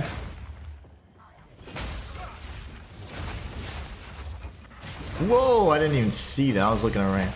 Looking up ahead, actually.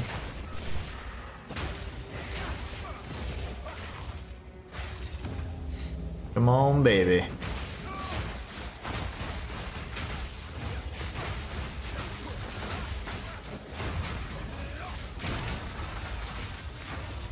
Didn't think so. Didn't think so. Oh, they have they have a unique. I have like 1 million of those though. Oh, he's just frozen. I'll get to your message in one moment. Matthias is trying to not die again. I lost 10% of my experience not paying attention. I'm safe. Matthias says, also don't particularly go for roguelites minus dead cells because they're generally the same thing over and over, very repetitive. Oh, okay. Which is why you felt like you wasted money in Raven's Watch. Okay, okay. I like roguelites. It was a newer genre to me, introduced to me in like 2019. Honestly, like I had played other similar titles before, but it was Dead Cells that honestly just got me absolutely hooked. And I absolutely loved Dead Cells. It was fantastic. I was, for a period of time, and I think really even now, the leading lore guy on Dead Cells. Like I covered up to a point when I just stopped playing for a while, but covered much of the content, many of the expansions, nearly all of them. So I quite a bit for that series, and it was a lot of fun. What is this? Did I not buy the... Oh, okay, I did. I was like, whoops. But in either case, yeah. It's been kind of cool. If you do lore, let me know. If you do the kind of things I do long enough, like, it's really neat because you'll find that, oh man, like, I was kind of like the go-to guy for this game. And it all started with Little Nightmares. Believe it or not. That was my first game, and I was the one that did lore first on it. Then Dead Cells and Monster Hunter. Monster Hunter lore had not been done in so many years. It's just really cool. I didn't stick with any of those things. I think that's what really stunted my growth, but honestly, I just get tired and I don't like to milk things, honestly. I just like to kind of touch on what I'm interested in and then move on. I feel like I'd get burnt out if I just milked it to death and just for the sake of views and stuff. It's like, I'm not gonna do that. So ultimately, yeah, that hurt my growth, but I feel like what I covered was I was very passionate about, and I think it was done well, so I'm proud of it. Come a long way. Come a long way.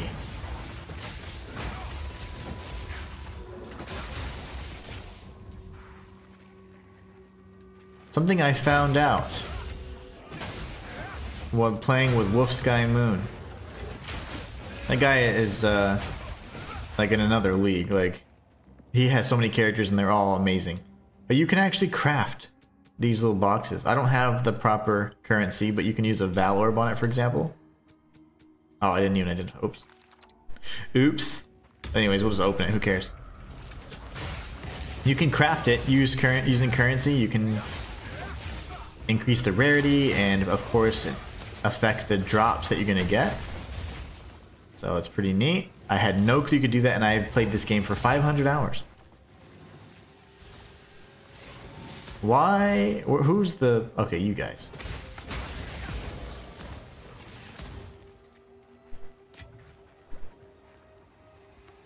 What did I miss? Somebody in the hallway?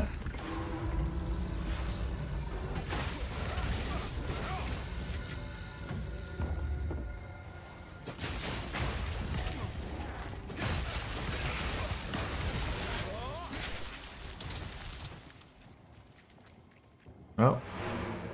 Wait, there's somebody here still? Where? Oh, top left corner. Okay. I see now.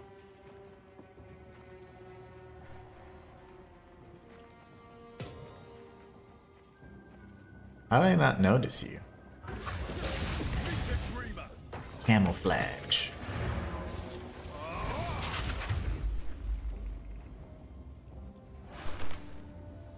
But yeah, I do like roguelites quite a bit, actually.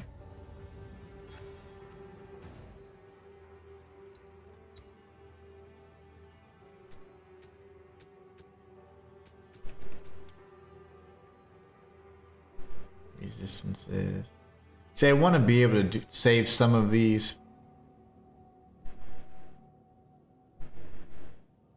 Yeah, that's just tough. These are real easy. Like a 200% one like that is super easy.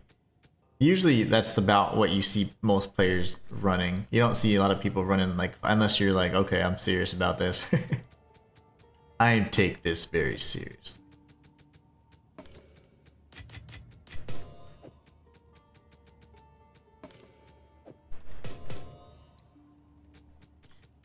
I take my mapping very seriously. Alright, so let's see. Probably gonna put some of these back. Go for some of the scrub ones. So I have just losery ones. Yes. Yes. This is so easy. Like, these are good, and they're like, I should probably be saving some of those for some citadels, because sometimes you test your luck and you try and go like a 500 plus, you're like, wow, that was a bad idea. You don't want tons of extra damage and on top of elemental resistance. That's not the best, but it's fine. Brendan says, so you will be streaming for tonight's session of Night Rain? Yes, I would love to join and try along with the stream. Absolutely.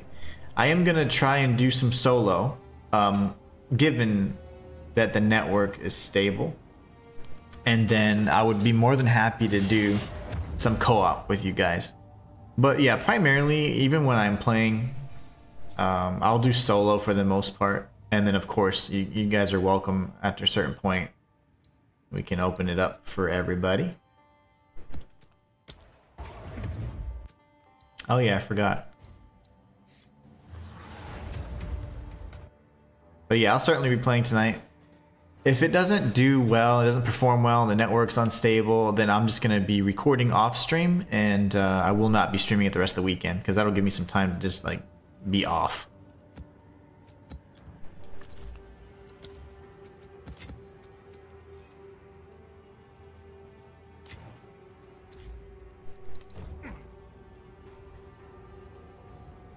Because yeah, I was like, well, I do have to stream all week. That's why I took some days off during the week, because I'm like, I need time. Like, I can't just be like, I'm going to stream 7 days this week. It's like, no. I know it seems funny because like you're just playing games, but man, you're talking and you're being positive, and you know, it's just taxing.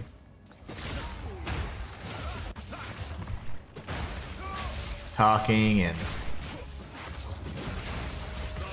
multitasking, which I suck at doing. Emotionally taxing. What do I feel stiff? What's wrong with me? I feel like laggy. Why am I laggy?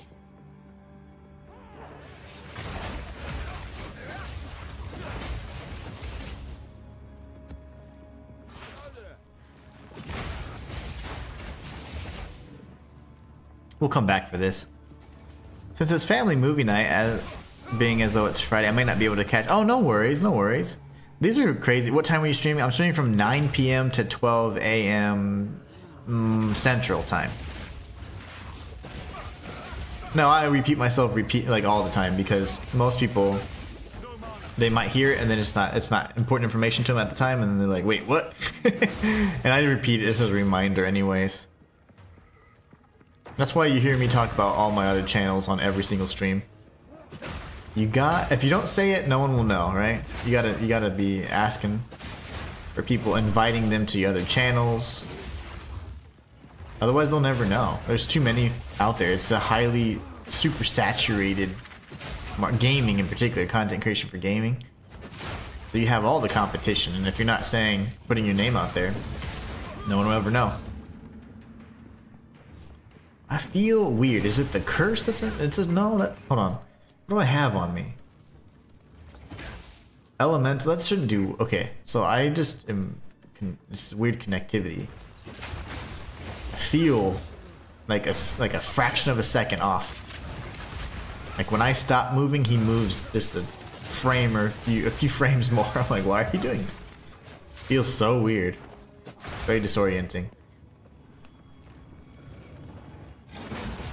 Yeah, so from 9 p.m. to 12 a.m. Central Time, that's pending that it actually does work and we can connect.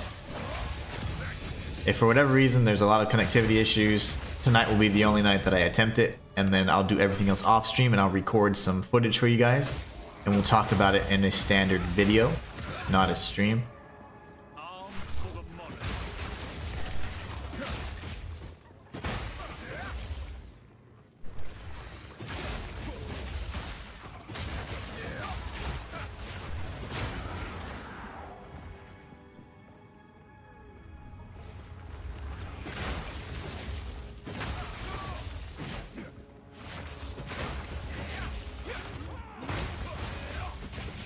Family movie night. What are you watching for family movie night?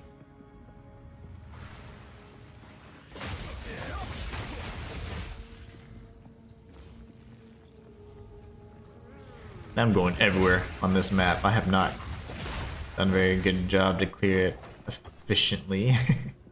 And all the rares are up top.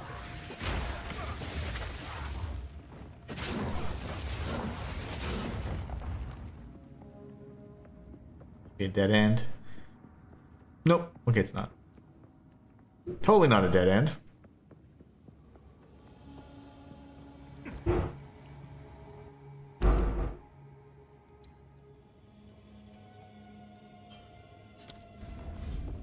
Did I teleport? I did.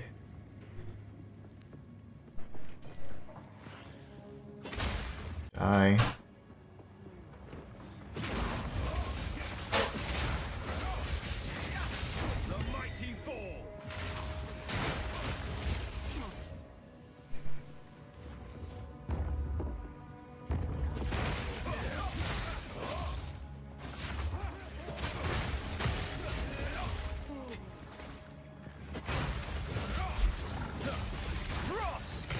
Frost, baby.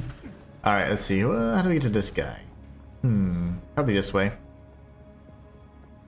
If we start our family movie at 7, then I shouldn't have any issues watching your stream. And I have no idea what we're watching. My son usually picks. Oh, cool. That's awesome. There are some great... Man, there's a few things that I was like, I never know what's in theaters. So I'm like, man, there's some good stuff. Like, or things that I would be interested in. Lately, I've been kind of on this, like,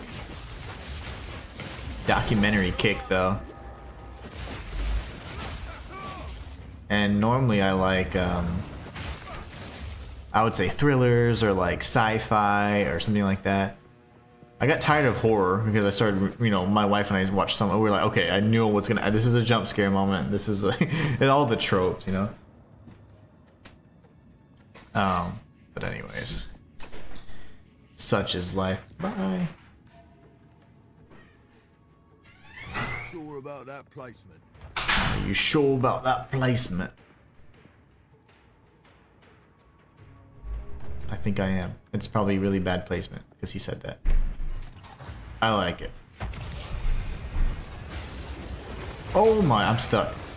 I'm stuck! Okay, hold on. There you go. Take that.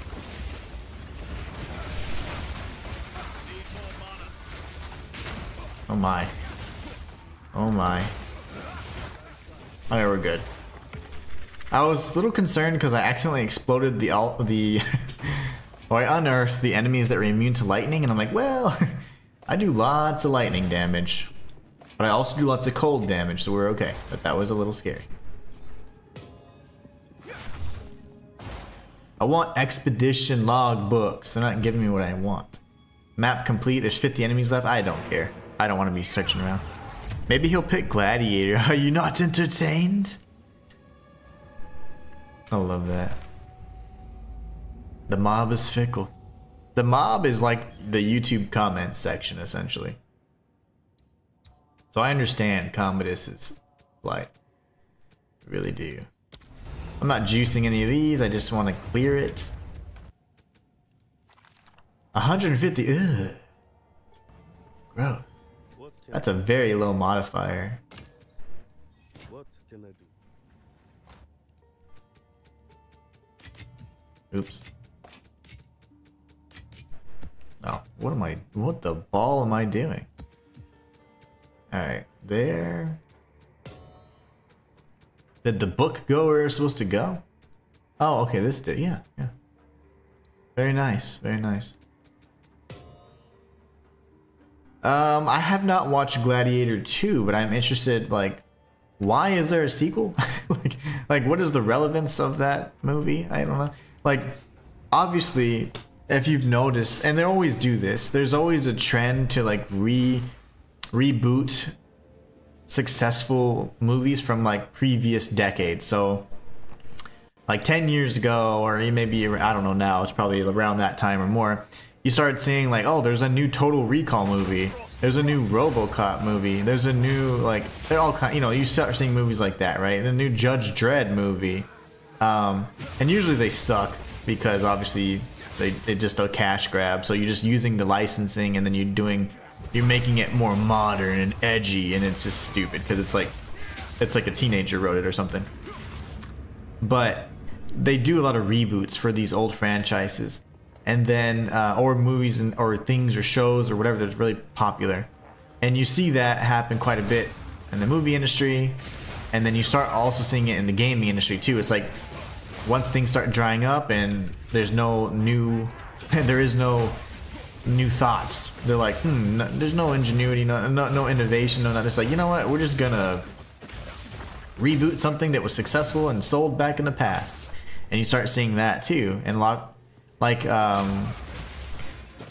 they've rebooted the Thing video game, and the video game in itself was okay. I mean, it just obviously it was like from an old era, so it was like I didn't really enjoy it that much because it didn't really capture the same feel of the movie.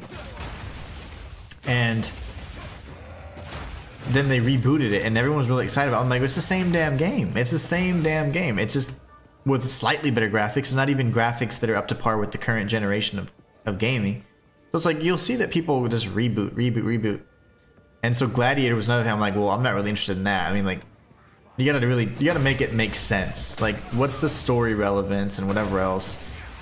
I'm throwing Pedro Pascal and everything because they liked him in Last of Us and whatever else, so he's gonna be everywhere. And you know, you're gonna see stuff like that. Actors that are relevant, they're just gonna get roles that reprise old stuff. And a lot of times I'm just like not for it, you know? I'm like, yeah. Usually I give things a chance, but I'm not really big on reboots. Because the originals are often better, because they at least were like passion projects at the time, or they were innovative at that time. And then you do it now, and then they typically like have a retelling of it, and a lot of the initial intended messages is lost. So that's with games and shows. And they're rebooting Metal Gear Solid 3, you know, that's just weird to me. Snake Eater, I thought that game was amazing at the time and whatever else, but I don't know, I just don't. I like those reboots and things like that for the sense that it does allow like a newer generation to try them out, even though you can literally play consoles, like, you know, you can play a lot of the games from other consoles and stuff like that that aren't for sale now or aren't still in production. But it's just weird. This rediscovery thing is really, especially with social media, then it's like, oh, I had found this. It's like, no, it's something, that's information from like 20 years ago. So, it's just weird. But yeah, I don't really, I like reboots for the sake that, yeah, you get a new demographic to be able to experience it. But with social media and stuff, it just bastardizes everything. But yeah, a lot of the, like, I was watching, it's been months now, but I watched Judge Dredd, I watched Total Recall. I watched a lot of those from like the, I don't even know what era that would be. That was probably the 90s or something. Maybe early 2000s, late 90s, and even 80s. And I was like, huh, this is way different. And it doesn't even have like the same like message. You just have the same title of the movie. So like, what? It has nothing to do with the original. So it's just weird. I have not found the tower yet? How lame. Oh, it's over here, it's why.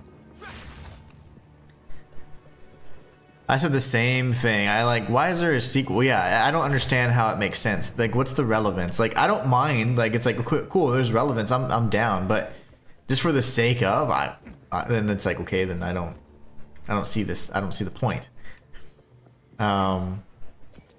Wait, what? Where's the tower? Oh my gosh, it's way over here. But yeah, I like relevance. I don't care to line people's pockets with money just because they want to try and stir up some nostalgia. Like, that to me is BS. It's a shite marketing technique, and it's scummy. But we are talking about Hollywood. Those bastards. Okay, so we're gonna go up here, actually, and it's to the left. So 2 cells up, so 1. Actually, we gotta go around because I did not see it. It was too opaque. Let me go this way.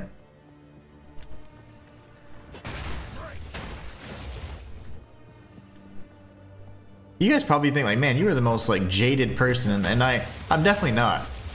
But I've seen some shite. And more than anything, I just don't like to have the wool pull over my eyes because, like, I'm not an idiot, you know? That insults me. Because I'm actually really smart. And I'm really humble, too. Really humble. But no, I just don't like...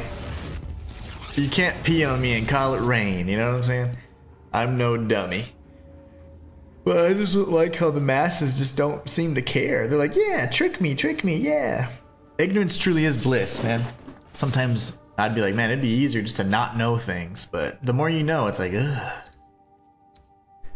Oh, I like Slick. Slick is good. We'll do a good one on Slick. Well, none of these are that good. 39% increased monster damage for 320%, please.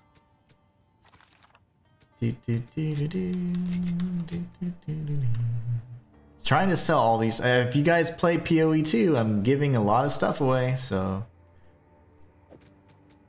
play PoE 2. It's good for you. Actually, ugh, it's in a weird, gross spot. The Thing section in Funko Fusion was pretty good and equally hilarious. Like, you can get infected by the infected hounds and you have a thing form with tendrils coming out of your mouth. That's sick. Sad thing is, I'll probably be buying Gladiator 2. Oh my gosh, in case it's good. Yeah. It probably is good. It's just probably like, okay, that was largely unnecessary, but cool, you know? Like many things in life. Like, that was alright. Didn't need that. Didn't ask for it, but I'll take it. Do we have extra projectiles, or what's happening here? Just mowing through these fools. 66%. We're almost back at the 74% that we lost at the beginning of the stream because I was not paying attention. I was adjusting back from Elden Ring, and you know, didn't heal right. Orb of Chance, that's quite rare to find intact. You typically just get the shards. Look at us go.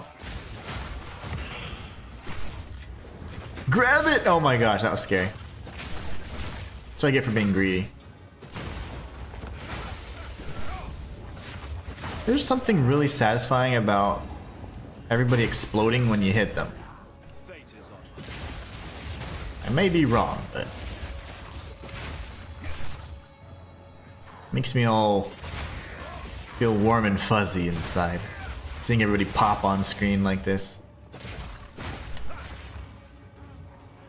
The newest Matrix movie, yeah, it was largely unnecessary. I think the budget and stuff was there, but I didn't really like the story. It's like, okay, you're retconning everything, so it's like you make everything now insignificant because you're trying to like push a certain narrative, and I'm like, I didn't really. I mean, I appreciated it, and I enjoyed the, again, good production value, whatever else, good budget. And the story was dumb. You don't spend like a decade making a trilogy and be like, just kidding, this is the key character. Instead, we're just joking. It's like, yeah, you guys just got bored. Wanted to revive something that you knew would make money because the name. Playing on that nostalgia. It's just scummy marketing.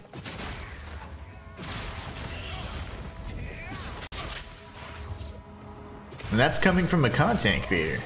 The scummiest of marketers.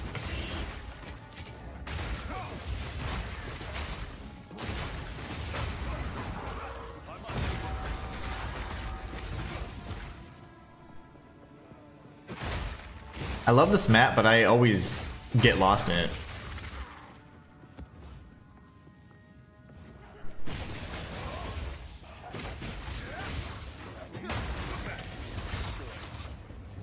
Oh, even the funny thing, the new thing, like remember the thing like prequel? That was, it had all kinds of potential. Ended up just being like, let's just test out how much CGI we can throw into this, you know? But they did certain things where they touched on certain details, but ultimately that was just a cash grab as well. Can't do anything with this, fine.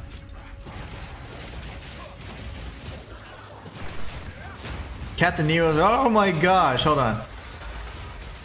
Captain Nero says, I just got my 5th and 6th ascendancy points last night on my Warbringer. What a boss. What a freaking boss. Good job. You still screaming around the maps? Vegas Golden Knight says, I love Vegas, by the way. I want to live there. I want to thank you for your walkthrough. Ah, absolutely. You're very welcome. And thank you so much for stopping by and saying, you know, like showing your appreciation. I will say this though, the best way to show your appreciation, if you haven't already, is by subscribing. I'm a full-time content creator, and any kind of subs or any kind of support goes a long way. Your viewership and your subscription is much more important than you can imagine. So if you do enjoy the guide, please be sure to subscribe if you haven't already. That's the best way to thank me. Matthias is precise. The Elon build when? We can do Elon's build, if I'm not mistaken, like, he just didn't understand the damn game, but the guy that was playing for Elon had a pretty strong character, right? I don't even know what his character was. I just thought it was a joke. I'm like, dude, you over here running the country and playing Path of Exile too? He's good. He's real good. I think he's a clown. An absolute clown. What? I got all these like, thank you for your I'm like, purchase? What did I purchase? Matthias says, I concur. Not to mention I may need old school, but I prefer, hold on, I prefer practical effects over CGI. I don't mind if there's a mix, but if you just do like, let me just slap all the CGI on there, it's just tacky. I don't feel like running through this. We gotta do the Elon build next. Let's see. Doing an armor break in totems, it's very cobbled together built. Nice. Hey, that's how it starts. And then you start creating something that's just invincible over time. Autocorrect, yeah. Get you every time. We have 8 citadels ready to go. That is 8 times 200 if I'm just lowballing. 1600 exalts waiting for us if we sell them. But honestly, I'm going to keep some because I would like to be running some Pinnacle content with viewers. I have lots of keys for my own personal stash, and then for the viewer stash, we could always have more. So that's really exciting. We have a handful of pathways open.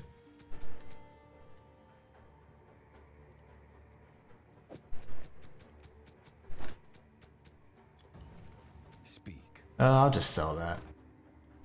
I'll just sell it.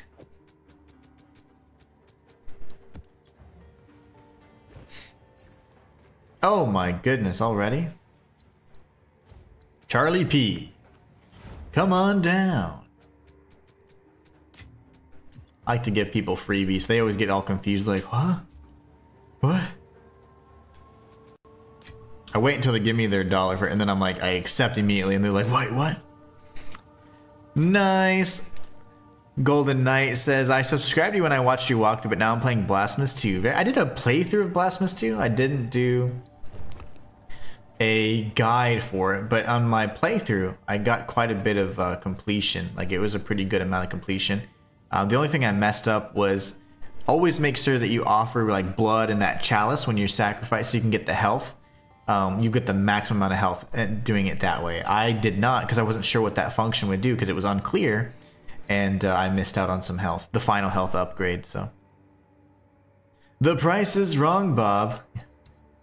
Get out of here, you suck. There's another citadel. I need to get, just for the sake of my own sanity, I have to clear out some of the clouds. Like this cloud wall here is disgusting.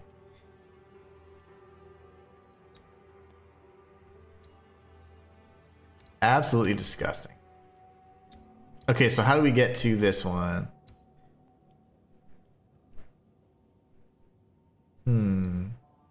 You might have to go here, here, here, here, here. Do just go around this way. I feel like this is not gonna have a, yeah, it doesn't. So maybe this one would. I want to get to a tower though, because otherwise you can't really see what's going on.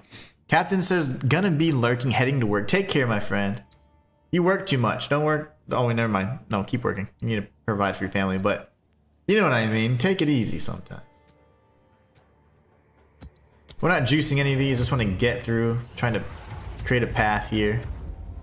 The price is wrong, Bob. At the beginning of this stream, we obtained the Platinum Trophy for Elden Ring. It was quite exciting. It was a great way to put that game to rest forever. Then we switched to Path of Exile too. Or Path of Exiles, as our brothers from across the pond say.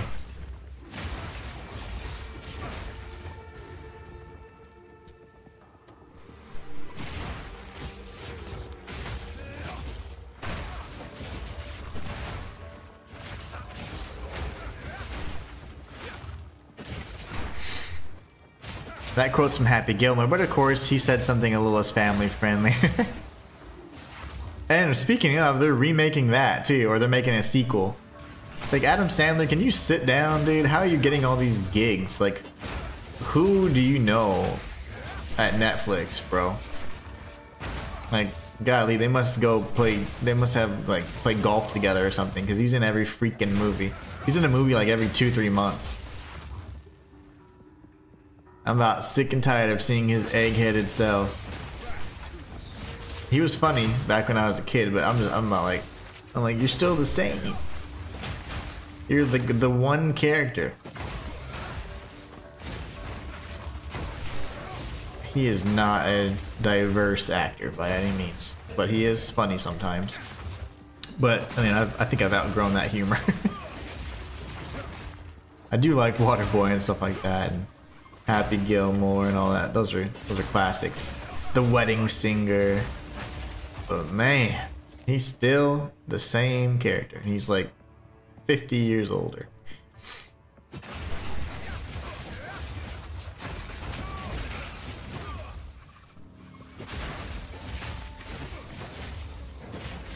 Who does he know at Netflix? Netflix HQ.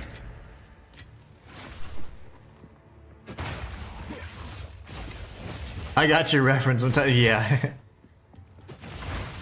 Another sapphire ring. Oh my gosh. Are we rich or what? 2 sapphire rings? Now we need to drop some stellar amulets so I can make my own Astramentus.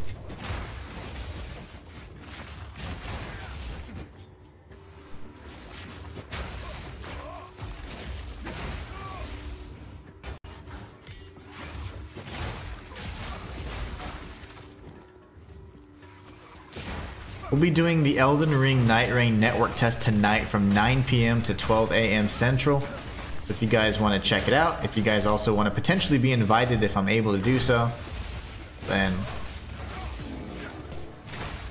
be there. If the network test sucks because we have similar issues to what they had this morning, I won't be streaming it anymore this weekend. I'll just be recording it off stream and giving you guys like a first impressions kind of video. So you guys can see footage. We can talk over it, talk about it. All the talking words.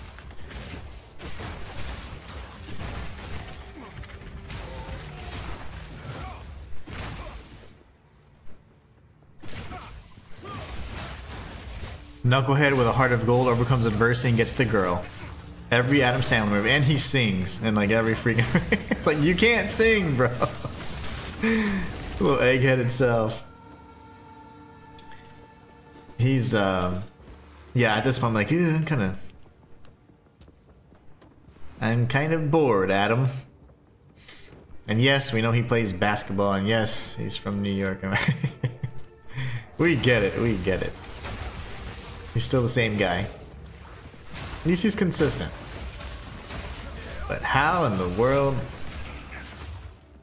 you keep getting these roles? He has like a new movie on Netflix like every 3 months, man. Like every quarter gotta pump out a new movie.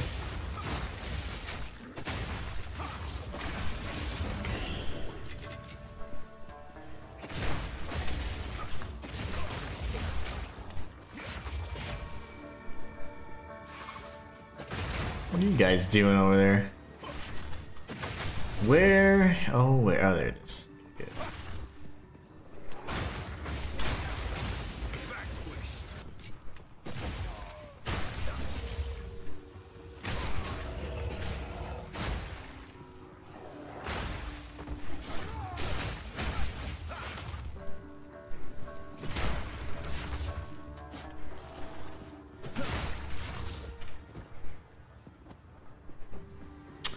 To walk all the way around, or is there a path? Of course there's not a path there.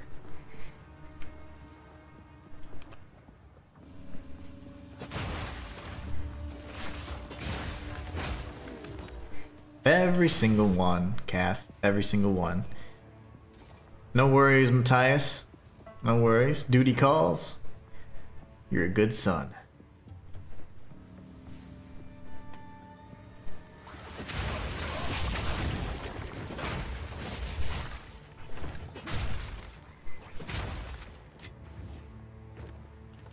Yep, this map's too big. We're just gonna leave it. I'm not trying to go for anything other than clearing that one more path out. Guess we can actually juice up some more of these and then we'll be good. There aren't any towers nearby, so I can't really do anything. That... Oh, it's this one. Haha! I stand corrected. Let's do some breach. Tell her happy Valentine's Day from chat, because she's totally watching as well. She's totally watching. She's an avid watcher of the Inhuman one. I could sell these for like 20 eggs. This one sucks. I'll sell this one. Why not, right? Let's do this.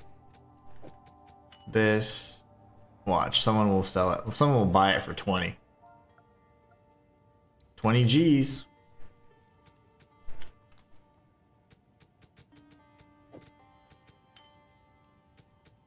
And then we'll throw this in our currency. I need a breach tablet though.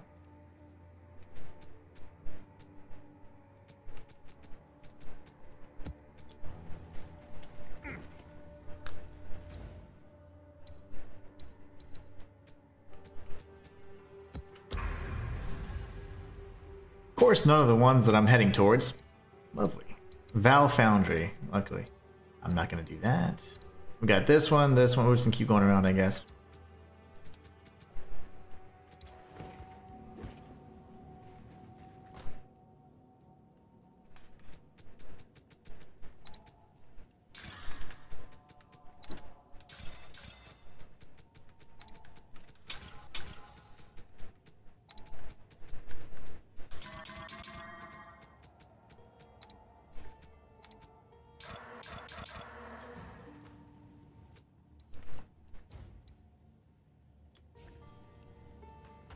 Already got a bite.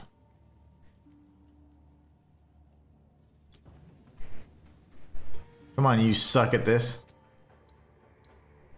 You don't accept.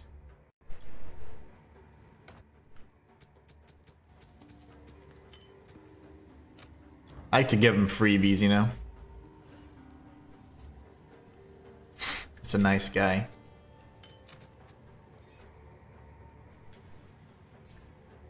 Just take it, fool. It's free.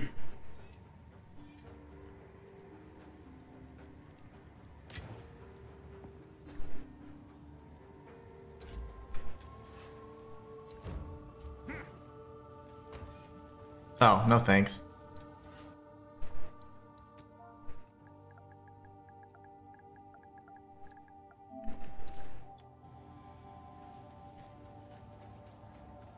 Alright, we see how many people buy, like, they're really wanting those sapphire rings, and if you don't have them at the normal quality, people just go ape nuts for them. As long as I don't have, I'll run anything, as long as I don't have burning ground. Burning patches of ground, I'll run anything else, I could care less. This character is amazing, so I can pretty much take anything and come out relatively unscathed. This is a fun map. Okay, this I'm gonna wait for 4 stacks because sometimes if you start off a little crazy.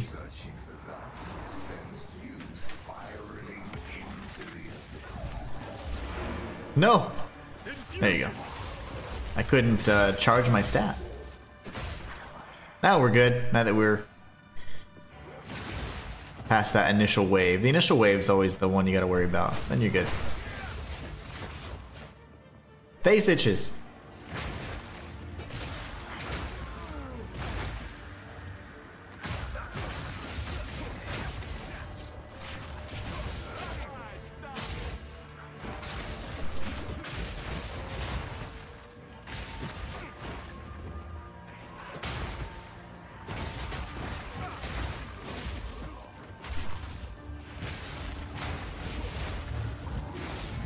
We have temporal. Oh, we have all kinds of weaknesses on us. I'm like, I have temporal chains. I believe because I am slow as all nards.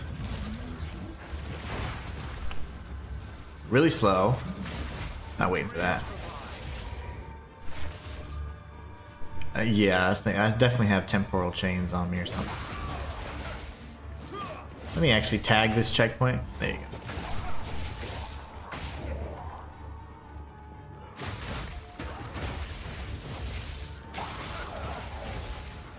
I'm like, man, I'm just crawling here.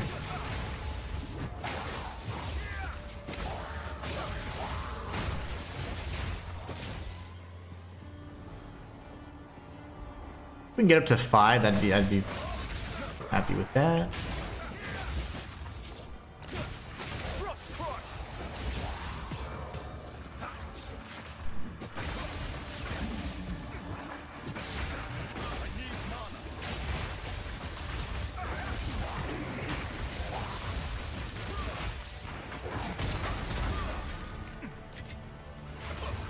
It's hit kind of hard. I like it.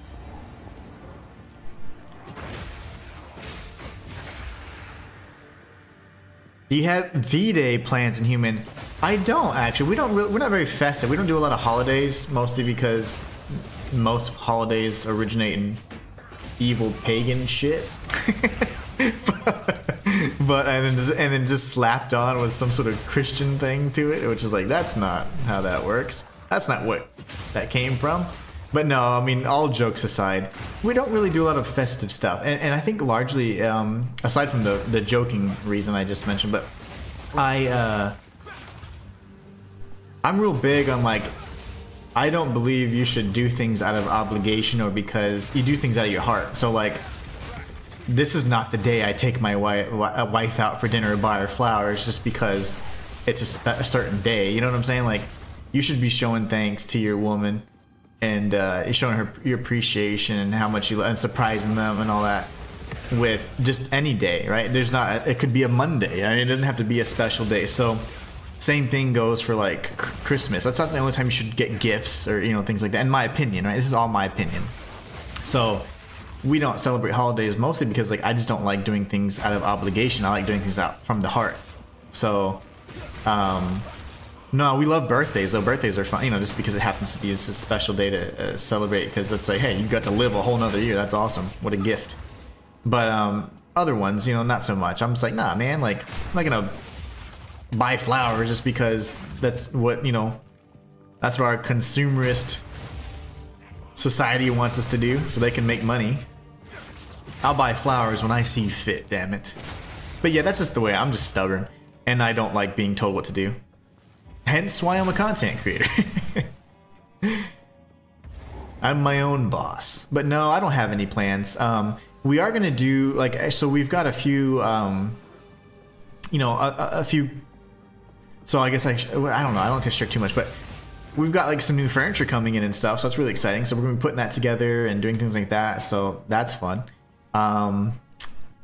Might be having some dinner with my dad. I haven't seen him in like a few months since the end of last year. So that'll be nice to see his old ass and hang out with him. But we'd probably just go out to eat together sometime this weekend. And then other than that, I'm doing the Night Rain network test. Hiccups. So other than that, you know, just hanging out, having a good time, just enjoying each other. I think we always do really well, like at least my family and I, like just spending time together, hanging out, just, you know, just being close in that regard. So it's never like, oh my gosh, it's this day, we have to do something. It's like, well, we're always together, we're always doing fun stuff and whatever.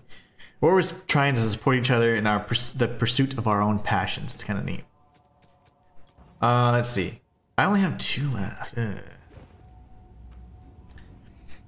I noticed you're wearing a red shirt, the color of love, or the color of ire. This is just a shirt that used to have my old channel emblem.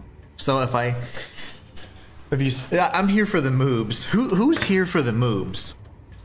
So that should say Inhuman IRL. So before, this channel was all red. Why is it red? Because when you go live, right, that's a circle icon that's red. So red kind of means live or action. It's an action-oriented color, and that's why I chose red. Red and black are my favorite colors as well.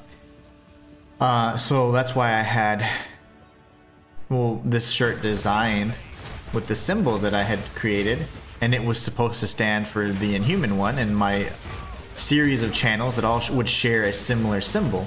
But I've since rebranded. This is actually from years ago, I think I want to say maybe 2020 or 2022 when I first, well, I guess it'd be 2020 when I first started the Inhuman Live channel. So yeah, it's just red because red and black are my favorite colors. Black and red in particular. I like black better than I like red, but yep, that's why. Pagan all the way down. Shoot, that's every holiday. You just do a little research, read a book, and you'll find out the origin of most holidays and how un-Christian they are. And how we just slapped a Christian sticker on them and said, see, it's fine. And I don't believe that. That's not how I don't like to, I'm not a simple person. I'm like, I understand when we're being manipulated, controlled, you know, influenced, and it's like, I see through it. So I don't want to be a part of it. I don't want to be a part of it. Corporate doesn't need to tell us when to show love. Exactly. The marketing team doesn't need to tell me when I need to tell my wife I love her. We just celebrated our 10-year anniversary, by the way, in January. It was awesome. And we got, like, I was able to get, well, we were able to get this, so before all the kids on TikTok and whatever figured out that caviar existed, we've been eating caviar for several years now, and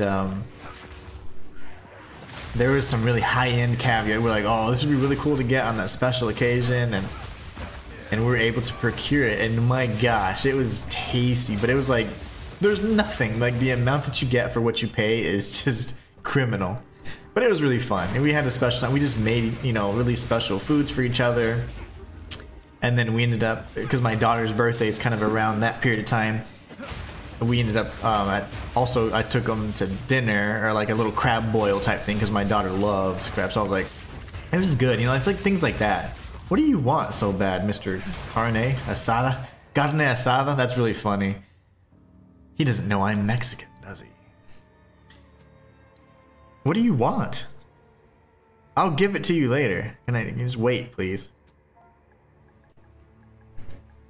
In map. Carne asada, that's funny. Tasty too. Congrats, 10 years is huge. Thank you. I appreciate that. I really appreciate that. Yeah, it doesn't feel like it. I mean, it's like, man, I cannot believe how much time has passed. And but I don't know. I mean, it's awesome. It's really cool. It's a great It's like a great accomplishment, and it's something that's like, there's not a lot of people don't last that long. And it doesn't even feel like I'm like, wow, 10 years. I'm like, wait, where did the 10 years go? And we've endured a lot. We've endured so much together. But we've also had tons of fun. So it's just cool. Literally my best friend, so I don't have buddies outside of like, I don't have buddies. So it's just kind of cool to be able to have someone like that. Like, I recently started talking with some of my friends from the past, like that as an adult, like that I met and stuff, and we used to play games together. We used to play Destiny and stuff together, and we've been kind of like playing this together more. It's like, man, I was like, it's weird having people to talk to and stuff, like that's outside of just like my wife and all. It's funny, but I was teasing because I'm like, I don't know how do we friend? How do I friend? But yeah, it's funny.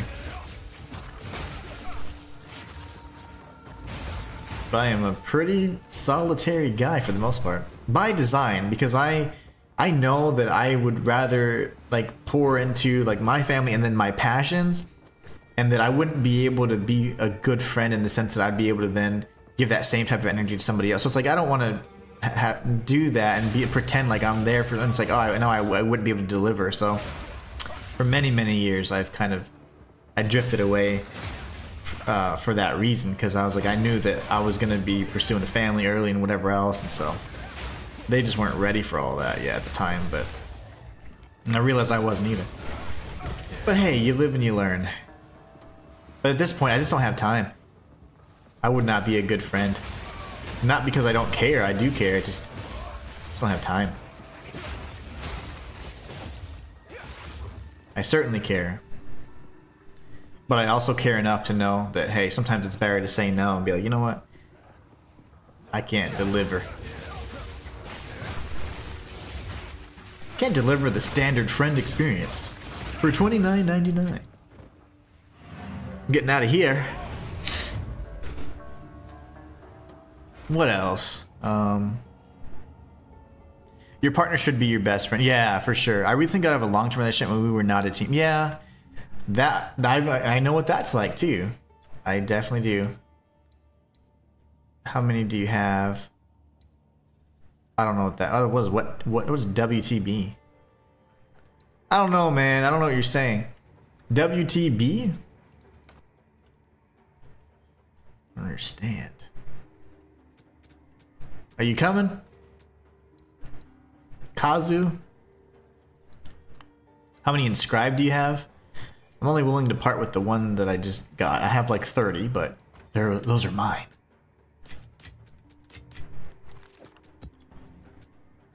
I'm just gonna say 1. You coming?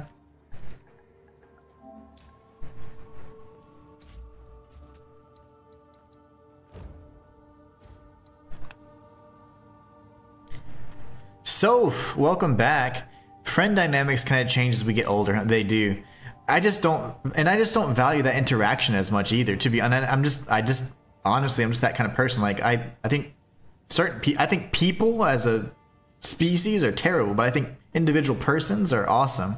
And I know some individual people that are really nice and awesome and cool, but mostly I just care about my family, and I just want to make sure that they're good. I'm helping them pursue their dreams, their passions. We're spending time making memories together. And other than that, I want to pursue my passion, and I want to to make this, you know, I want to take this as far as I can, and obviously while remaining and maintaining my sense of self, you know. So I think that's the hardest thing, and that's also why I've stunted my own growth, because I'm stubborn and I don't want to sell out. I know how to get views, I know how to get more eyeballs, but I'm also not willing to do certain things just for the sake of that, because ultimately when I'm dead, no one's gonna be like, well, how many subs did you have in Human 1? Like, no one cares, right? So I just want to make an impact in a positive way, doing what I love doing, and just being content and happy with that, being able to provide, handle my duties doing this, my responsibilities doing this. It's like, shoot, you get the best of both worlds. You're doing everything that you're set out to do, accomplishing your goals, taking care of your family, and you're doing what you love. Like, that's a life well lived. And I just want to continue this, because I've been doing it for 3 years, and it's been a hell of a 3 years, like in a not a good way. It's been like crazy. These last few years in particular have been really tough, but I just want to get past all that growing pain and then be able just to soar to new heights. And I think that with you guys, I can certainly do that. So nobody went, okay, after all that communication, everything, he's like, I'm out, dummies. And then this I can sell back. Oh, not sell, I can sell. So what's Soph talking about? Bro, I can't believe you gave away your code. The network test was crazy. You missed so much. I'll be playing tonight. I'm just not going to wake up at 5 a.m. to play. I need my beauty sleep, Soph. I refuse to wake up that early to play a game that millions of other creators are going to be like, I played Elden Ring Network and you suck and this is why I don't. Not going to do that. I'm going to play whenever it's convenient for me to play, or not play at all. If the network test doesn't work too well, doesn't perform very well, I'm not going to stream it anymore the rest of the weekend. Instead, I'll just record it when I'm able to, and then I'll do like a first impressions and give you guys like a review of the experience. Not the, oh, the network sucks, because that's just part of it. This is why it's a network test. They're trying to stabilize things and all that. So that's not going to be held against them. But just the experience itself. And I think the game is going to be fantastic. I honestly do believe it's going to be a great experience. I think it'll be a fun way for people to be introduced to the series and then have that harsh awakening that it's nothing like it. But the roguelite elements to me are what matter most, not necessarily the co-op. Oh, want to buy. Thank you so much, Calf. Thank you so much. PlayStation servers weren't working the whole time. I didn't get to play at all this first session. That's unfortunate, because if that happens for me tonight, I will not be wasting any more of my time trying to stream it. I'm just going to try and record what I can and be done. I already messaged you, Carne Asada. I literally said one. It's not worth stopping what I'm doing for one exalt either. He's just too I don't know what he didn't get. You really need to read the follow-up for context. Do YouTube videos and call them. I gave away my network test code at 3 a.m. You're funny. Yeah, I'm not mad about it not working. Yeah, I don't think you should be. I mean, it's literally a network test. You're invited for that particular experience. You know what I'm saying? And for the hope that you might get a good experience and you might have a good 2 hours doing it out of the 9-hour session. You know what I'm saying? That's like the reality of being a content creator and doing or getting beta keys and stuff like that. Just in general, you don't have to be a creator, you know, but if you're doing beta tests, you're gonna be trying, you know, seeing the game in a broken state. Alpha tests even more so. But as a creator, I mean, it's like, yeah, you can still make you can make content out of anything these days, so it doesn't matter. And for them to be mad or whatever, it's to me, it's just it's all performative and it's just uninteresting to me. And that's why, again, that's why I still haven't reached. I still haven't grown as much as I could have, but it's fine. I'm gonna do my growth organically and hopefully create a community of like-minded people that use their brain every once in a while. Like my lore channel, I hadn't touched it in a few months, and obviously I need to, because that is how I, like, you know, that's the major source of my income for my my channel and my channel across my channels. Anyway, so I did a lore video, and it's been a little bit, and I'm like, oh my gosh, like all of the negative comments and all the just the ugly stuff. It's like, man, like that's why I don't like making content on this channel, because people are just so damn negative. It's if you don't agree or say what everybody else is saying and regurgitating, then oh my gosh, you're gonna be attacked because you're against the grain. And I don't care about like who the OG lore people are or anything like that. It's like they all have the same ideas. They all say the same things. I like to, you know, explore obscure topics and tackle things that aren't very easy and that are lesser known. And so whenever you go and you have an idea like that, it's often met with a lot of criticism and like hate, because it's against the grain, it's new, it's different, and people fear things that they don't understand. And I'm like, well, you're just not the demographic for the channel. Like, I need people that use their noggins, that aren't afraid to look at things from a new perspective. And a lot of times, more often than not, the YouTube crew, that's just not that. That's just not a quality or strength they have. So it's like, well, I mean, sorry, but I'm gonna always make content that I enjoy making. I'm not gonna make something that's like, oh, I know people are gonna like this, because I've done that and it's miserable. Might as well go back to corporate if I'm doing something I don't want to be doing. I'd much rather make content that I am passionate about, that I would like to watch. But yeah, it's funny. I don't know why that's the case more often than not, but making content for this is really fun and really nice because you guys are just really supportive, really helpful. You guys joke around. They can like, you know, even like tease each other, and it's not like a big deal. It's like, oh my gosh, you know, it's just fun, right? And I feel like it's so much easier as well. Much lower effort to make content that's live like this, because there's no editing, there's not, you know, so there's just so much. If I could, like, this is the least profitable content I make, but I enjoy it the most because I get to interact with you guys. So it's like, if I could switch that, and that's why I'm trying to grow the community and do all these different things, like, oh man, it'd be great. It'd be a dream come true. Dream come true. Yeah, this is exactly what we signed up for. Cap says, I am hopeful about the network test to be a step towards decent multiplayer. Oh yeah. Yeah, indeed. For across all future From games, because we know they like to reuse things. Hopefully solid netcode will be one of those things. I agree. Yeah, they love, man, they are the least wasteful in terms of like, you know what, we should probably use this. This is good. Let's do this. They love that stuff, man.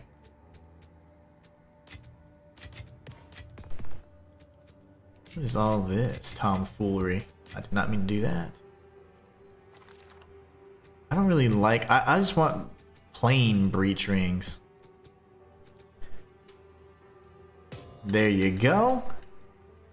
I'm hopeful too. I really do. What I would like the co-op experience to be more solid than it has been. I would really like that. Soph says, I haven't grown as much as I could have because I never get around to making the projects I have in my head. Yeah, honestly, I have more. So I have 3 channels, but I actually have more than that I just don't disclose or share because there's things I'm working on and whatever else, and oftentimes, like, I don't like to just milk anything either, and a lot of successful creators, they milk something to death.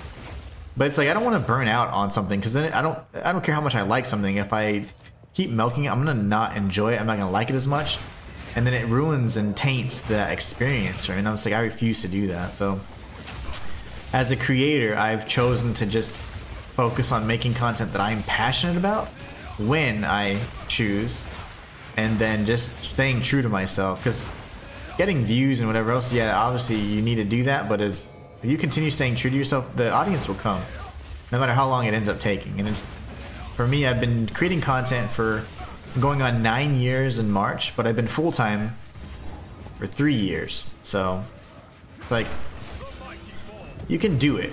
You can do it without selling out.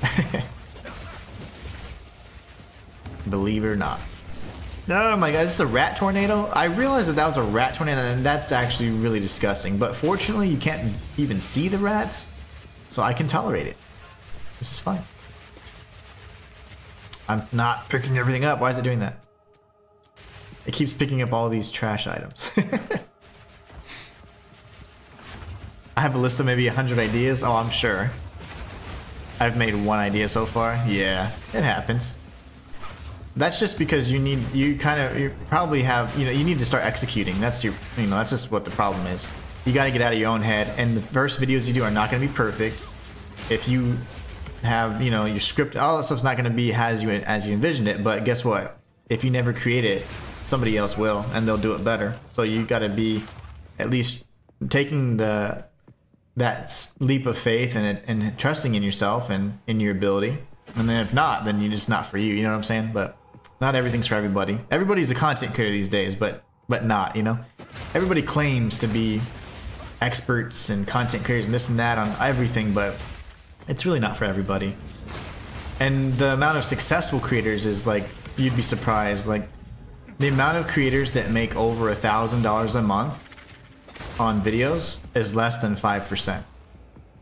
And regardless of what they say or whatever, it's like, that's just what it is. So it's like, there's very few success stories. You can get paid and say, I'm a content creator, but it's like, are you able to provide for your family? And stuff like that. So that's where it really comes into play. And that's where you have to make those sacrifices and be like, is this really what I can do? And fortunately, like, over this last few years, we've been able to make things work and reach all kinds of new plateaus that before it's like, man, I always dreamt like, oh, one day I'll be able to do this, but it's like, man, it's a lot harder in practice. Much harder in practice. But everybody has a mic, everybody has a webcam these days and a capture card, but it's like, do you have the consistency? Do you have the passion for it? Do you have the faith in yourself to continue even whenever you're failing and people are telling you suck? Like on my channel. And if you have all that, then you're gonna be successful as long as you don't give up. But if you don't, then you're just another person that's uploaded a video on the platform. You can't call yourself a content creator, you know?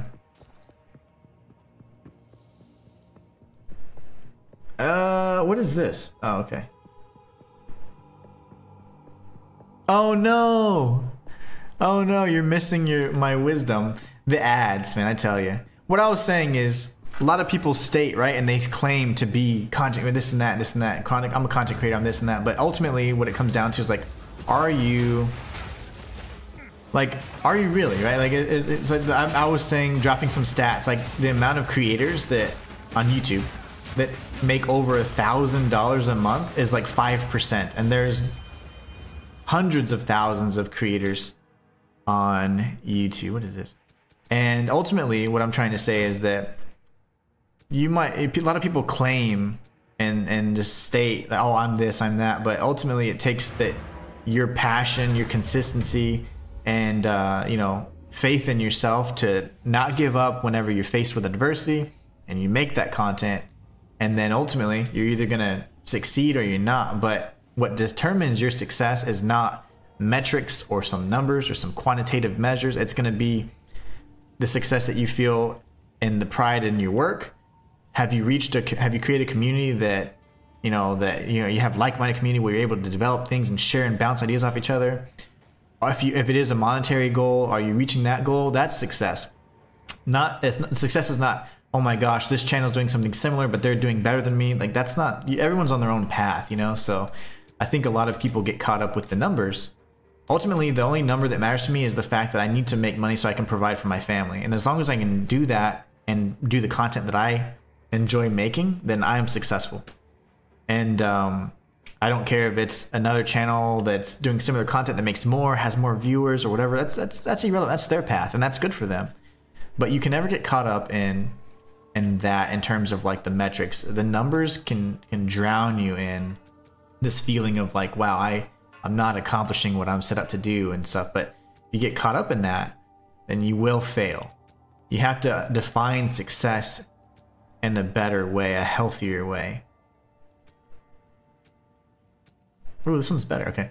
You have to define your success in a much healthier way. So, and in terms of creators that can actually make a living and survive, if only 5% of the content creators are making over $1,000, it shows you that many people fake it till they make it, right? A lot of people aren't making lots of money on YouTube, and depending on the content you're making and stuff like that. But you definitely have to be pretty strategic and You have to make sure that you have the ability to take those sacrifices to, like, I am able to be stubborn because I've been very successful in other regards. So in regards to like my channel and stuff, and I've been doing this for long enough to know.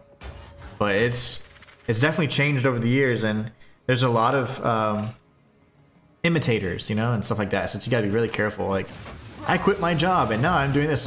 Like okay.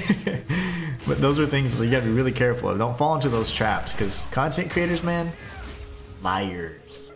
Telling you, because I am one, but I'm just one of the few that I'm real. And it is not all puppies and rainbows, and it can be very, very difficult, especially with a family.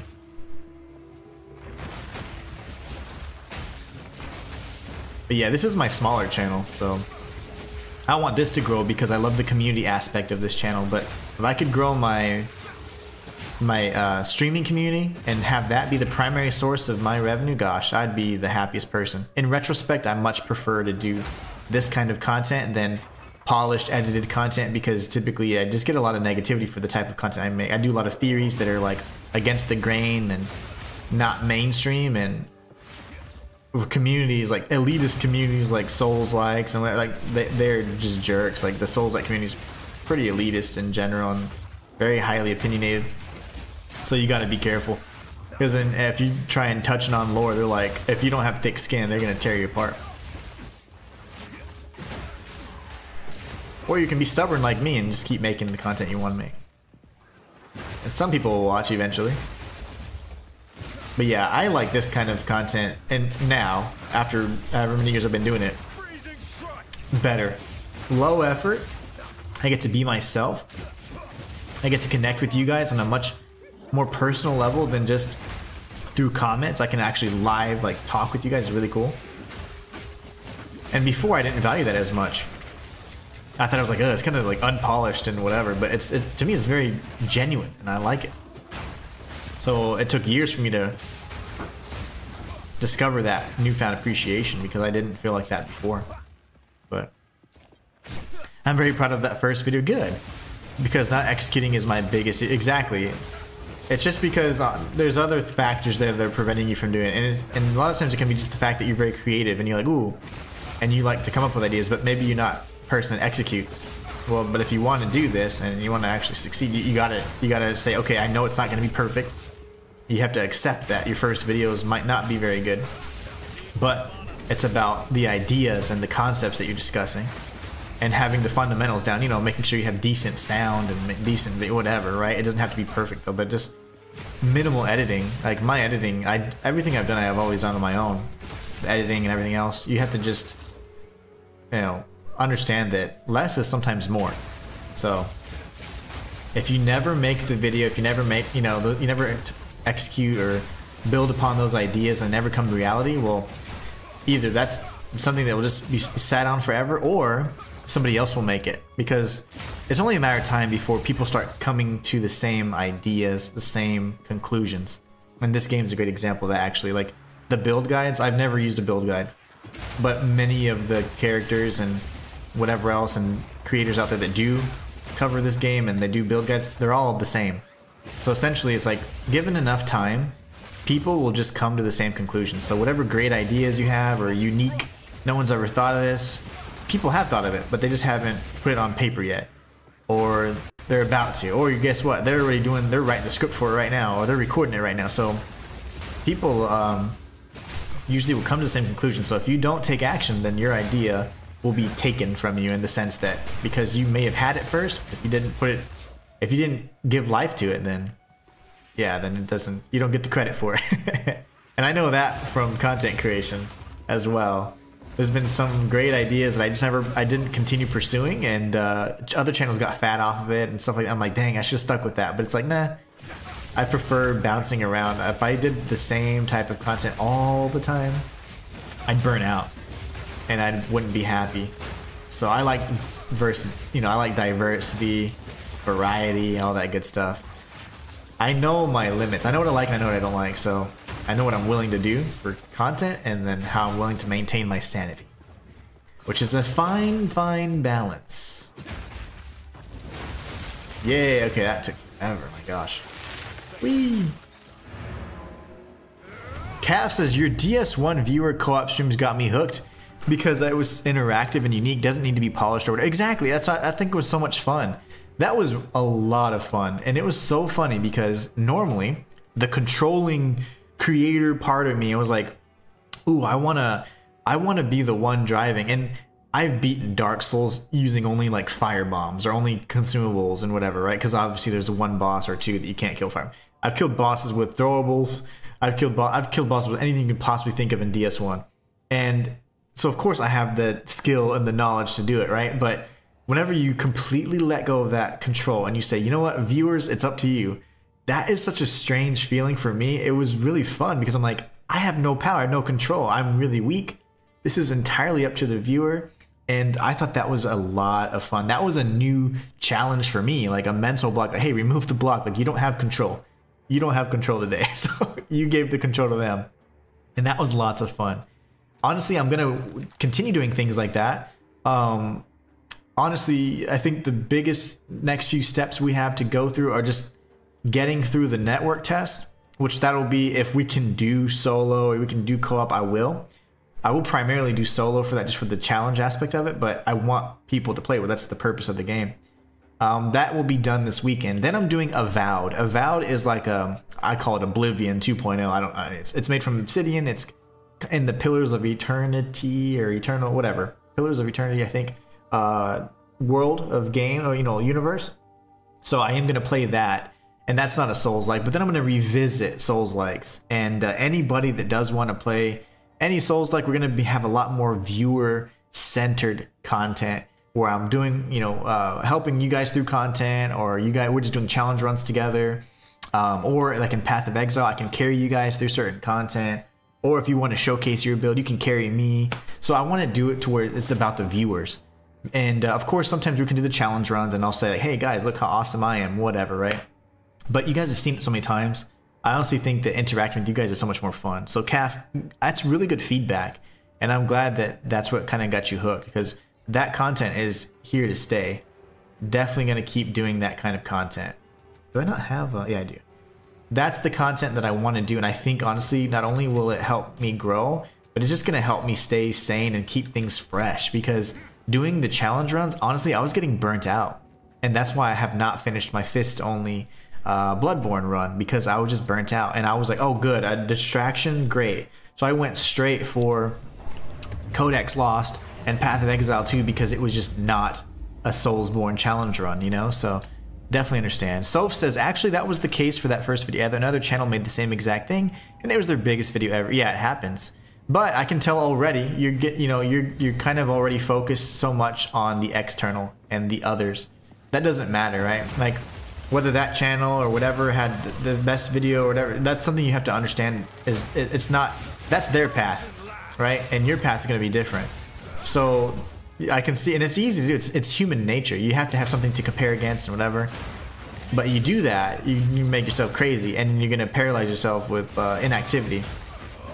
So the fact that you even know, oh, this other channel did it and they did it better, it's like, that's not the case. It's just that was their path. They had a similar idea, they executed it, and it performed better based on the algorithm and whatever else, right?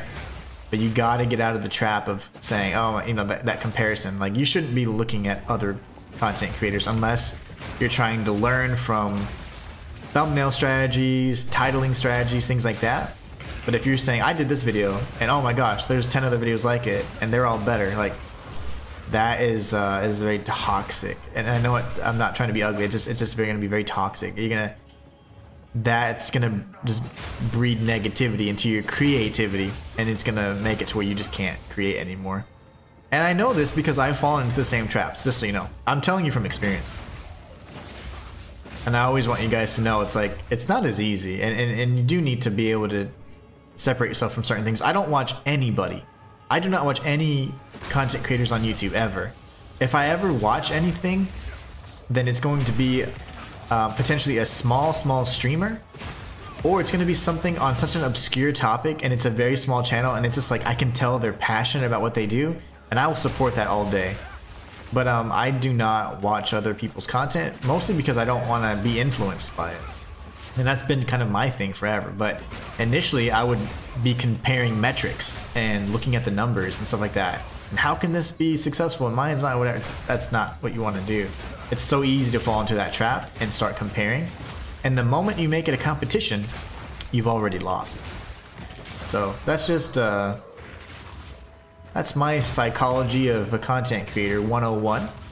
I take all forms of cash.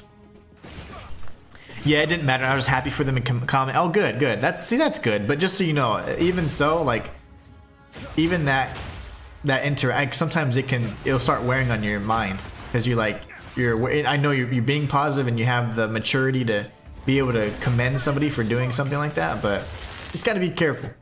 It's really easy to then fall into that trap of like envy and jealousy like real quick. So I'm glad that you had the maturity to do that, and that's great, and you should support them in that regard if you believe that's what you should do. That's great. It's much better than thinking. Good thing is you didn't bash and be like, oh my gosh, you still might do that. That's good, right? You did a good thing by commenting and being mature about it. That's awesome. A lot of people don't have that self-control. So that's very awesome. Very good for you. Yeah, you watch a lot of YouTube. Yeah. Honestly, if you want to do YouTube because you watch a lot of YouTube, you should seek to fill a gap of something that you wish was there but it's not. So you're like, oh, I wish that I watch so much YouTube, but I wish they had this. There isn't this on YouTube. Well, you should be the one that creates whatever that magical this is. If you're just going to create more content like other creators, then your success, or at least in terms of like, if you're trying to make a living out of it, it's going to be a lot harder. But if you're just making content because you're like, oh, I love cat videos and I don't think there should be more, and I think I can do cat videos too, then that's fine. But if you're like, you know what, I want to be the cat video person, I want to make a living off this, well, you know, fill in a niche or a gap that's not being addressed. Because trust me, the reason, so like, to me, the content that I make on my lore channel, although it's lore and there's a million lore channels out there, the topics that I take on are pretty difficult, pretty obscure. And the challenge runs that I do, a lot of the challenge runs, in my opinion, they're something that to me is new and something that I've thought was fun, and my twist on it is typically I do challenge runs on my first playthrough, so it's like a blind challenge run. But challenge runs in general, it's a very saturated genre, so it's not, I'm not reinventing the wheel, doing anything new. And they're very challenging, so it's just taxing on my mind, so it's just hard, it's hard work. But in the streams, there's nothing new about what I'm doing. I'm just playing a game, and I'm not adding any value to it necessarily unless I'm teaching or something or instructing. Like on the guides and the walkthroughs, there's value there because people do need instruction. But in this, I'm just playing for fun. So my live streams are just me interacting with you guys. I want to find ways to interact with you guys that are gonna like make us grow as a community, and then we can tackle different games together, and always, oh, there's a new game on the horizon, can't wait to try this with you guys. You know, that's really what I want to do. But streaming and this is, I'm not doing anything new. This is all, this to me, this channel, that's why it's like, there's nothing new about it. I'm doing guides, which many people do guides. I do 100% guides. Well, many people do those too. I think it's just the thing that makes it unique is my delivery on it. And I think that a lot of people like the way I explain things, and they like the calm nature of my voice and how I'm walking through certain things, even though it's kind of hectic, and helps them kind of get through it. So that's what it is. To me, there's nothing, no special sauce on this channel. On the other channels I have, there's different takes I have on it, and I like those. But in a super saturated YouTube kind of platform, there's very rare you're going to come up with like a unique idea. So you want to find either a gap, fill that gap, or you want to just create content that you'll enjoy, regardless of what everybody else is doing, or you copy something that's successful and you just try and emulate that. Right? And that's really how you do it. But or you just be stubborn like me. I just make content that I would like to see. I would like to watch someone chatting about things, expressing themselves, doing, having fun, you know, decent quality gameplay. They don't suck at the game. I like that. What is this guy? Oh wait, hold on. I don't have your item. I'll give you 2 because I'm nice. But yeah, content creation is a very interesting thing. Very interesting. Oh wow, thank you. He gave me, I was giving it to him for free. You're so kind. You are too kind. Let's take a look at the map really quickly. I want to maybe redo some that are already out there. Yeah, but I do not like the way they're... Yeah, for sure. So you could certainly try and find ways to like make it clearer for you, because I guarantee you're not the only person that's like, man, I wish this was made a little differently. And you're going to find that there's going to be a community of like-minded people that are like, yeah, I like it this way. I like it done this way better. So I suck at games, but it's kind of the brand. I just like to be calm and mess around, talk to people, have fun. Same. I do a lot of high skill content and stuff too, but I've just been burnt out from that lately. So I just want to just enjoy time with you guys and have fun. But ultimately, most of my content and even the reason behind the naming convention of the channel is just because it's all about like skill, heavily skill based. But I don't know. I think part of it is just adapting and enjoying it with you guys. I have plenty of runs to do. So this year we have lots of games coming out, and aside from Avowed, we do have the first Berserk Kazan, and I'll be finishing my fists only playthrough on that, and that'll be insane because I think that'll definitely be like probably the world's first, another world's first, and then we're gonna have a bunch of other games along the year, across, you know, that are gonna be coming out. May 30th we have Night Rain. I'll be doing that solo, saying, you know, just fun stuff. We're gonna be doing all kinds of fun things, but the major, I think, mission for this year is for me to incorporate you guys into the channel as much as possible. So that's my ultimate goal. I think that'll be great for a number of reasons, and mostly just because it keeps things fresh, keeps the content fun. And if I can grow the community while doing that and having fun, then again, it's another victory, right? So really exciting stuff. We have reached the 3-hour mark, so I'm tired. I'm gonna go ahead and take a break because we have to do another stream tonight. Tonight we'll be streaming Night Rain, Elden Ring Night Rain from 9 p.m. Central to 12 a.m. Central, so be there if you want to take a look and see if we can actually get through. You guys are awesome. Thank you all so much for being the best part of my channel, and until next time.